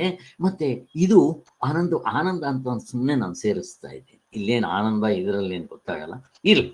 ಅಲ್ಲಿಗೆ ಈ ನೂಲು ಅಂತಂದ್ರು ಹತ್ತಿನೇ, ಹತ್ತಿಯಿಂದಲೇ ನೂಲಿಗೆ ಬೆಲೆ ಬಂದಿರೋದು. ಅದರಿಂದ ಈಗ ನೀವು ಇದನ್ನ ಈ ರೀತಿ ವಿಶ್ಲೇಷಣೆ ಮಾಡಿಕೊಂಡು ಇದರಲ್ಲಿ ಹತ್ತಿನೇ ಮುಖ್ಯ, ಹತ್ತಿನೇ ಆತ್ಮ, ಹತ್ತಿನೇ ಹಿಂದೆಗಡೆ ಇದೆ, ಸೂಕ್ಷ್ಮವಾಗಿದೆ. ಮತ್ತೆ ಹತ್ತಿ ನೂಲನ್ನೆಲ್ಲ ವ್ಯಾಪಿಸಿದೆ. ನೂಲು ಮತ್ತೆ ಹತ್ತಿ ನೂಲನ್ನೆಲ್ಲ ವ್ಯಾಪಿಸಿ ಬಟ್ಟೆಯನ್ನೂ ವ್ಯಾಪಿಸಿದೆ. ಅಲ್ಲಿಗೆ ನೀವು ಬಟ್ಟೆ ಇದೆ ಅಂತಂದ್ರು ಒಂದೇ, ಹತ್ತಿ ಇದೆ ಅಂತಂದ್ರು ಒಂದೇ, ಪ್ರಪಂಚ ಇದೆ ಅಂತಂದ್ರು ಒಂದೇ, ಪರಮಾತ್ಮ ಇದ್ದಾನೆ ಅಂದ್ರು ಒಂದೇ. ಇಲ್ಲಿ ಕನೆಕ್ಷನ್ ಹೆಂಗ್ ಬರುತ್ತೆ ನೋಡ್ರಿ. ಇನ್ನು ಹಿಂಗೆ ಮುಂದಕ್ಕೆ ಹೋದ್ರೆ ಆತ್ಮನ್ ಕರ್ಕೊಂಡು ಹೋಗುತ್ತೆ. ನಾವು ಅಷ್ಟೆಲ್ಲ ಹೋಗೋದು ಬೇಡ, ಹೀಗೆ ಮಾಡ್ಬೇಕು. ಹೀಗೆ ಮಾಡೋದನ್ನ ವಿವೇಕ ಅಂತಾರೆ. ಇಲ್ಲಿ ಎಕ್ಸಾಂಪಲ್ನಲ್ಲಿ ನಾವು ಬುದ್ಧಿನೇ ಇಟ್ಕೊಂಡು ಹೋಗ್ಬೇಕಾಗತ್ತೆ. ನೀವು ಈ ಎಚ್ಚರ ಕನಸು ನಿದ್ದೆಯಲ್ಲಿ ಬಂದಾಗ ಬುದ್ಧಿ ಒಂದು ಹಂತದವರೆಗೂ ಕೆಲಸ ಮಾಡುತ್ತೆ. ಇವಾಗ ನಿದ್ದೆಗೆ ಬಂದ್ರೆ ಬುದ್ಧಿ ಕೆಲಸ ಮಾಡಲ್ಲ. ಅಲ್ಲಿ ಆ ನೇರದ ಅನುಭವದಿಂದ ಇಟ್ಕೋಬೇಕು. ಈ ಎಚ್ಚರದ ಈ ಇಂದ್ರಿಯಗಳ ಅನುಭವ ಆಗಲಿ, ವೇದನ ಅನುಭವ ಕೆಲಸ ಮಾಡಲ್ಲ. ಇದು ಇಲ್ಲಿವರೆಗೂ ಈ ದೃಶ್ಯ ಪ್ರಪಂಚದಲ್ಲಿ ಹೆಲ್ಪ್ ಆಗುತ್ತೆ, ಅಲ್ಲಿವರೆಗೂ ಮಾಡ್ಕೊಂಬರ್ಬೇಕು. ಆಮೇಲೆ ನೆಕ್ಸ್ಟ್ ಇಲ್ಲಿವರೆಗೂ ಹಿಂಗೆ ಮಾಡ್ಕೊಂಬರ್ತೀರ. ದೃಶ್ಯ ನಚಿಕೇತನ್ಗೆ ಇದನ್ನೇ ಹೇಳಿದ್ದು. ಹತ್ತಿದಲ್ಲ, ಅವನಿಗೆ ದೃಶ್ಯ ವಿವೇಕವನ್ನ ಹೇಳಿದ್ರು. ಸೇಮ್ ಇದನ್ನ ಇಲ್ಲಿ ಮಾಡ್ತಾ ಬರ್ಬೇಕು. ಪ್ರಪಂಚ ಅಂತಂದ್ರೆ ಏನಪ್ಪ? 5 ವಸ್ತುಗಳು. ಪ್ರಪಂಚ ಅವಸ್ಥೆ ಒಳಗಡೆ ಇರೋ 1/2 ಡಜನ್ 5 ವಸ್ತುಗಳು. 1/2 ಡಜನ್ ಯಾವ್ದು? ಆಧ್ಯಾತ್ಮಿಕ, ಅಧಿಭೌತಿಕ, ಅಧಿದೈವಿಕ 5ರಲ್ಲಿ ಹಾಕ್ಬಿಟ್ರು. ಯಾವ್ದದು? ಶಬ್ದ, ಸ್ಪರ್ಶ, ರೂಪರಸ, ಗಂಧ. ಅವು ಹೊರಗಡೆ ಇದೆ. ಇವುಗಳು ಇದೇ ಇಲ್ಲ ಅಂತ ತಿಳ್ಕೊಳ್ಳೋದಕ್ಕೆ ಇವಾಗ ಕೂಡ ಇದ್ದಾನೆ. ನಿಮ್ಮ ಹಿಮಾಲಯ ಪರ್ವತ ಕಟ್ಕೊಂಡು ಅವನಿಗೇನಾಗಬೇಕು? ಅದಕ್ಕೆ ಬೆಲೆ ಇಲ್ಲ. ಹಾಗೆ ಈ ಇಂದ್ರಿಯಗಳಿದ್ರೆ ಅದಕ್ಕೆ ಬೆಲೆ. ಅಲ್ಲಿಗೆ ಇಂದ್ರಿಯಗಳು ಒಳಗಡೆ ಇದೆ, ಇದನ್ನು ನಾನು ಅಂತ ಕರಿತೀನಿ. ಅವು 5 ವಿಷಯಗಳು ಹೊರಗಡೆ ಇದೆ, ಅದು ಸ್ಥೂಲವಾಗಿದೆ, ಅದು ಹೊರಗಡೆ ಇದೆ, ಅದು ಅನಾತ್ಮವಾಗಿದೆ, ಅದು ಸಂಕುಚಿತವಾಗಿದೆ, ಅದು ದುಃಖಾಲಯ. ಇಲ್ಲಿ ತಗೊಂತೀವಿ ನಾವು ದುಃಖಾಲಯ ಅಂತ. ಹತ್ತಿ ಬಟ್ಟೆಯಲ್ಲಿ ತಗೊಳ್ಳಲ್ಲ. ಅದಾದ್ಮೇಲೆ ಈ ಇಂದ್ರಿಯಗಳು ಒಳಗಡೆ ಇದೆ, ಸೂಕ್ಷ್ಮವಾಗಿದೆ, ಅದಕ್ಕಿಂತ ಸೂಕ್ಷ್ಮವಾಗಿದೆ. ನೋಡ್ರಿ, ಅಂತ ಹಿಮಾಲಯ ಪರ್ವತ ನೋಡೋದಕ್ಕೆ ಬರೀ ಕಣ್ಣು ಎಷ್ಟು ಚಿಕ್ಕದು, ಸೂಕ್ಷ್ಮವಾಗಿದೆ. ಇಷ್ಟು ತಗೊಳ್ರಿ. ಮತ್ತೆ ಇವಳಿಯಿಂದಲೇ ಅದಕ್ಕೆ ಬೆಲೆ ಬಂದಿರೋದು. ಹಾಗೆ ಆ ಥರ ತಗೊಂಡಾಗ ನಿಮಗೆ ಇದನ್ನ ನೀವು ಸ್ಪಷ್ಟವಾಗಿ ಅರ್ಥ ಮಾಡ್ಕೊಂಡ್ರಿ ಅಂದ್ರೆ ನಿಮ್ಮ ಪ್ರಪಂಚ ಇಂದ್ರಿಯಗಳಲ್ಲಿ ಲಯ ಆಯ್ತು. ಹಾಗಂದ್ರೆ ನೀವು ಪ್ರಪಂಚ ಸ್ವಿಚ್ ಆಫ್ ಆಗ್ಬಿಡ್ಬೇಕು. ಕಾಣಿಸ್ತಾ ಇರುತ್ತೆ, ಕಾಣಿಸ್ಕೊಳ್ಳಿ, ನಿಮ್ಗೆ ಇಂಪಾರ್ಟೆನ್ಸ್ ಇಲ್ಲ, ಅದು ದುಃಖಾಲಯ, ಇದು ಆನಂದ. ಇದನ್ನ ನಾನು ಆತ್ಮ ಅಂತ ಕರಿತೀನಿ, ಅದನ್ನ ಅನಾತ್ಮ ಅಂತ ಕರಿತೀನಿ. ಈಗ ನೀವು ಪ್ರಪಂಚ ಅಂತ ಏನ್ ಕರೆದ್ರು ನಥಿಂಗ್ ಬಟ್ ಇಂದ್ರಿಯಾಸ್. ಇಂದ್ರಿಯಗಳನ್ನ ನೀವು ಪ್ರಪಂಚ ಅಂತ ಇದ್ದೀರಾ. ಬಿಡ್ರಿ, ಪ್ರಪಂಚ ಇದೆ, ಅದ್ರ ನನ್ನ ಇಂದ್ರಿಯಗಳಿದೆಯಲ್ಲ, ಎಲ್ಲ ನನಗಿಲ್ಲೇ ಇದೆ ಅಂತ ಹೀಗೆ ನಿಂತ್ಕೊಂತೀರಾ. ನೆಕ್ಸ್ಟ್ ಏನಾಯ್ತು, ಇಂದ್ರಿಯಗಳೇ ಶ್ರೇಷ್ಠ ಅಂತಂದ್ರೆ ಅದಕ್ಕಿಂತ ಹಿಂದೆ ಮನಸ್ಸು ಇನ್ನೂ ಹಿಂದೆ ಇದೆ. ನಿಮಗೆ ಇಂದ್ರಿಯಗಳಲ್ಲೆಲ್ಲ ಜ್ಞಾನ ಆಗ್ಬೇಕು ಅಂದ್ರೆ ಹಿಂದೆಗಡೆ ಮನಸ್ಸಿರಬೇಕು. ಇಂದ್ರಿಯಗಳು ಹೊರಗಡೆ ಆಯ್ತು, ಅನಾತ್ಮ ಆಯ್ತು, ಸ್ಥೂಲ ಆಯ್ತು, ದುಃಖ ಆಯ್ತು. ಈ ಮನಸ್ಸು ಹಿಂದೆಗಡೆ ಇದೆ, ಆತ್ಮನಾಗಿದೆ, ಸೂಕ್ಷ್ಮವಾಗಿದೆ, ಮತ್ತೆ ಇದು ಆನಂದವಾಗಿದೆ. ಅದಕ್ಕೋಸ್ಕರನೇ ಡಿಟೆಕ್ಟಿವ್ ಪುಸ್ತಕ ಒಂದಿದ್ರೆ ಸಾಕು, ನಿಮ್ಮ ಇಂದ್ರಿಯಗಳು ಬೇಡ, ಬರೀ ಮನಸ್ಸೇ ಸಾಕು. ಅಲ್ಲಿಗೆ ಸ್ವಿಚ್ ಆಫ್. ಪಿಕ್ಚರ್ಗೆ ಹೋದ್ರೆ, ನೀವು ಕನಸ್ಗೆ ಹೋದ್ರೆ, ಇದು ಯಾವ್ದು ಇಲ್ಲದೆ ಇದ್ರು ಯಾವ ವಸ್ತುನೂ ಇಲ್ಲ, ನಿಮ್ಮ ಮನಸ್ಸೇ ಎಲ್ಲ ಕಲ್ಪನೆ ಮಾಡ್ಕೊಳುತ್ತೆ ಅಂತ. ಹೀಗೆ ಅಲ್ಲಿಗೆ ಮನಸ್ಸು ಆತ್ಮ ಅಂತ ಹೇಳ್ತಾರೆ. ಈಗ ನಾನು ಮನಸ್ಸಿನಲ್ಲಿ ನಿಂತ್ಕೊಂಡ್ರೆ ಇಂದ್ರಿಯಗಳು ಸ್ವಿಚ್ ಆಫ್ ಆಗಬೇಕು. ಸಾಯಿಸೋದಲ್ಲ, ಕಣ್ಣು ಚುಚ್ಕೊಂಡು ಕಣ್ಣು ಇಲ್ದಂಗೆ ಮಾಡ್ಕೊಳ್ಳೋದಲ್ಲ. ಅವು ಇದ್ರೂ ಅವುಗಳಿಗೆ ಅಸ್ತಿತ್ವ ಇಲ್ಲ, ಅಷ್ಟು ನನಗೆ ಇಂಪಾರ್ಟೆನ್ಸ್ ನಾನು ಕೊಡಲ್ಲ ಇಂದ್ರಿಯಗಳು. ಆದ್ದರಿಂದ ನಾನು ಮನಸ್ಸು ಅಂತಂದ್ರೆ ಏನಪ್ಪಾ ಅಂದ್ರೆ ನಥಿಂಗ್ ಬಟ್ ಮನಸ್ಸೇ ಇಂದ್ರಿಯಗಳನ್ನ ವ್ಯಾಪಿಸಿದೆ ಪೂರ್ತಿ. ಅಲ್ಲಿಗೆ ಇಂದ್ರಿಯಗಳಿಲ್ಲ ನನ್ನ ಪ್ರಕಾರ, ಮನಸ್ಸೇ. ಇನ್ನೂ ಮುಂದಕ್ಕೆ ಹೋದಾಗ ಆ ವಸ್ತುಗಳೆಲ್ಲ ಮನಸ್ಸೇ ಇಂದ್ರಿಯಗಳನ್ನ ವ್ಯಾಪಿಸಿ, ಇಂದ್ರಿಯಗಳಿಂದ ಆ ವಿಷಯಗಳನ್ನ ವ್ಯಾಪಿಸಿದೆ. ನೀವು ವಸ್ತುಗಳು ಅಂತೀರಿ, ನಾನು ಮನಸ್ಸು ಅಂತೀನಿ, ಇಷ್ಟೇ. ನೀವು ಹಿಂಗೆ ಮನಸ್ಸಿನಿಂದ ಬುದ್ಧಿ, ಚಿತ್ತ, ಅಹಂಕಾರ, ಇಲ್ಲಿ ನೋಡ್ರಿ, ಇಲ್ಲಿವರೆಗೂ ನಿಮ್ಮ ಮನಸ್ಸು ಕೆಲಸ ಮಾಡ್ಕೊಂಡ್ ಬರ್ಬೋದು. ಇಲ್ಲಿಂದ ಮತ್ತೆ ಕಾನೂನು ಅವನೇ ನಾನು ಅಂತ ನಾವೆಲ್ಲ ವ್ಯವಹಾರ ಮಾಡ್ತಾ ಇರ್ತೀವಿ. ವ್ಯವಹಾರಕ್ಕೆ ಸಾಕು, ಕರ್ಮಕಾಂಡಕ್ಕೆ ಸಾಕು, ಉಪಾಸನ ಕಾಂಡಕ್ಕವರೆಗೂ ನಡೆಯುತ್ತೆ. ಲೌಕಿಕ ವೈದಿಕ ಉಪಾಸನಕ್ವರೆಗೂ ನಡೆಯುತ್ತೆ. ಈಗ ಜ್ಞಾನಕ್ಕೆ ಬೇಕು ಅಂತಂದಾಗ ಇಲ್ಲಿ ಅದು ಕೆಲಸ ಮಾಡೋಲ್ಲ. ಇಲ್ಲಿ ನಾನು ಇದು ಕೂಡ ಆಗಮಪಾಯಿ. ಯಾವುದೋ ಈ ಜೀವಪ್ಪ ಅಂತ ಏನು ಹೇಳ್ತೀರೋ, ಈ ಡೂಪ್ಲಿಕೇಟ್ ಐ ಅಂತ ಏನು ಹೇಳ್ತೀರೋ, ಆಗಮಪಾಯಿ. ಹೆಂಗೆ ಎಚ್ಚರದಲ್ಲಿರೋನ್ ಕನಸ್ಗೆ ಹೋಗಲ್ಲ, ಕನಸಿನಲ್ಲಿರೋನ್ ಎಚ್ಚರಕ್ಕೆ ಬರಲ್ಲ. ಇದೆಲ್ಲ ವಿವೇಕದಿಂದ ಮಾಡ್ಕೊತಾ ಇರೋದು. ಇಲ್ಲಿ ನಿಮ್ಗೆ ಅನುಭವದಿಂದಲೇ ನೋಡ್ಬೇಕು. ಅದಾದ್ಮೇಲೆ ಇವೆರಡು ನಿದ್ದೆಗೆ ಬರೋಲ್ಲ. ಅಲ್ಲಿಗೆ ಯಾವುದರಿಂದ ಗೊತ್ತಾಯ್ತು ನಿಮ್ಗೆ ಇವನು ಎಚ್ಚರಕ್ಕೆ ಬರಲ್ಲ, ಅವನು ಕನಸಿನವನು ಎಚ್ಚರಕ್ಕೆ ಬರಲ್ಲ, ಇವೆರಡು ನಿದ್ದೆಗೆ ಬರಲ್ಲ ಅಂತ ನಿಮ್ಗೆ ಯಾತ್ರಿಂದ ಗೊತ್ತಾಯ್ತು? ನನಗೆ ಗೊತ್ತಾಯ್ತು. ನಾನು ಆತ್ಮ, ಅದನ್ನ ಬ್ರಹ್ಮ, ಎಲ್ಲರಲ್ಲೂ ಒಬ್ಬನೇ ಇದ್ದಾನೆ. ಅದರಿಂದ ಅದೇ ನನ್ನ ನಿಜವಾದ ಸ್ವರೂಪ. ಅದು ತುಂಬಾ ಹಿಂತಡಿಕೆಯಾಗಿದೆ, ತುಂಬಾ ಸೂಕ್ಷ್ಮವಾಗಿದೆ, ಅದು ಎಲ್ಲವನ್ನೂ ವ್ಯಾಪಿಸಿದೆ. ಹಾಗಾದ್ರೆ ಯಾವ್ಯಾವ್ದಕ್ಕೆ ಅದು ಅಸ್ತಿತ್ವ ಕೊಡ್ತಾ ಇದೆ? ಅದು ಈ ಡೂಪ್ಲಿಕೇಟ್ ಐಗೆಲ್ಲ ಪೂರ್ತಿ ಅಸ್ತಿತ್ವ ಕೊಡ್ತಾ ಇದೆ. ಅಲ್ಲಿಂದ ಈ ಅಂತಃಕರಣಕ್ಕೆ, ಜ್ಞಾನೇಂದ್ರಿಯಗಳಿಗೆ, ಕರ್ಮೇಂದ್ರಿಯಗಳಿಗೆ, ವಸ್ತುಗಳಿಗೆ, ಅದಿಗೆ ಎಲ್ಲವೂ ಅದು ವ್ಯಾಪಿಸಿದೆ. ನೀವು ಹೀಗೆ ಹಿಂದಿಂದಕ್ಕೆ ಹೋಗ್ತಾ ಇದ್ರೆ 5 ವಸ್ತುಗಳು ಏನಿದೆಯೋ ಅದು ಇಂದ್ರಿಯಗಳಲ್ಲಿ ಲಯ ಮಾಡ್ಕೊಳ್ಳೋದು, ಇಂದ್ರಿಯಗಳು ಮನಸ್ಸಿನಲ್ಲಿ ಲಯ ಮಾಡ್ಕೊಳ್ಳೋದು ಅಂತ ಹೇಳ್ತೀವಿ. ಲಯ ಅಂತಂತಂದ್ರೆ ಅದು ಇಲ್ದಂಗೆ ಮಾಡ್ಕೋಬೇಕು. ಇಲ್ಲಿ ಲಯ ಅಂತ ಉಪಯೋಗಿಸ್ತಾರೆ, ಇಲ್ಲ ಅರ್ಥ ಬಾಧಿತಾನೆ ತಗೋಬೇಕು. ಹಾಗೆ ಲಯ ಅಂತಂದ್ರೆ ಗೊತ್ತು, ಬಾಧಿತ ಅಂದ್ರೆ ಗೊತ್ತು, ನಾಶ ಅಂದ್ರೆ ಏನ್ ಗೊತ್ತು ನೋಡ್ರಿ. ಅಲ್ಲಿ ಗೊತ್ತಿದ್ರೆ ನಮ್ಗೆ ಅರ್ಥ ಆಗುತ್ತೆ. ಬಟ್ ಕೆಲವು ಸಾರಿ ಶಾಸ್ತ್ರದಲ್ಲಿ ಲಯ ಅಂತ ಉಪಯೋಗಿಸಿದ್ರು ನಿಮ್ಗೆ ಅರ್ಥ ಮಾಡ್ಕೋಬೇಕಾಗಿರೋದು ಬಾಧಿತ ಅಂದ್ರೆ ಏನು. ಜಸ್ಟ್ ಒಂದು ಪ್ರಶ್ನೆ ಕೇಳಿದೆ, ಯಾರಾದ್ರೂ ಬೇಗ ಉತ್ತರ ಕೊಡ್ಬೇಕು. ಬಾಧಿತ ಅಂದ್ರೆ ನನಗೆ ಎಕ್ಸಾಂಪಲ್ ಕೊಡಿ, ದೃಷ್ಟಾಂತ ಕೊಡಿ. ನೀವು ಡೆಫಿನೇಷನ್ ಬೇಡ, ದೃಷ್ಟಾಂತ. ಬಾಧಿತ ಅಂದ್ರೆ ಏನು?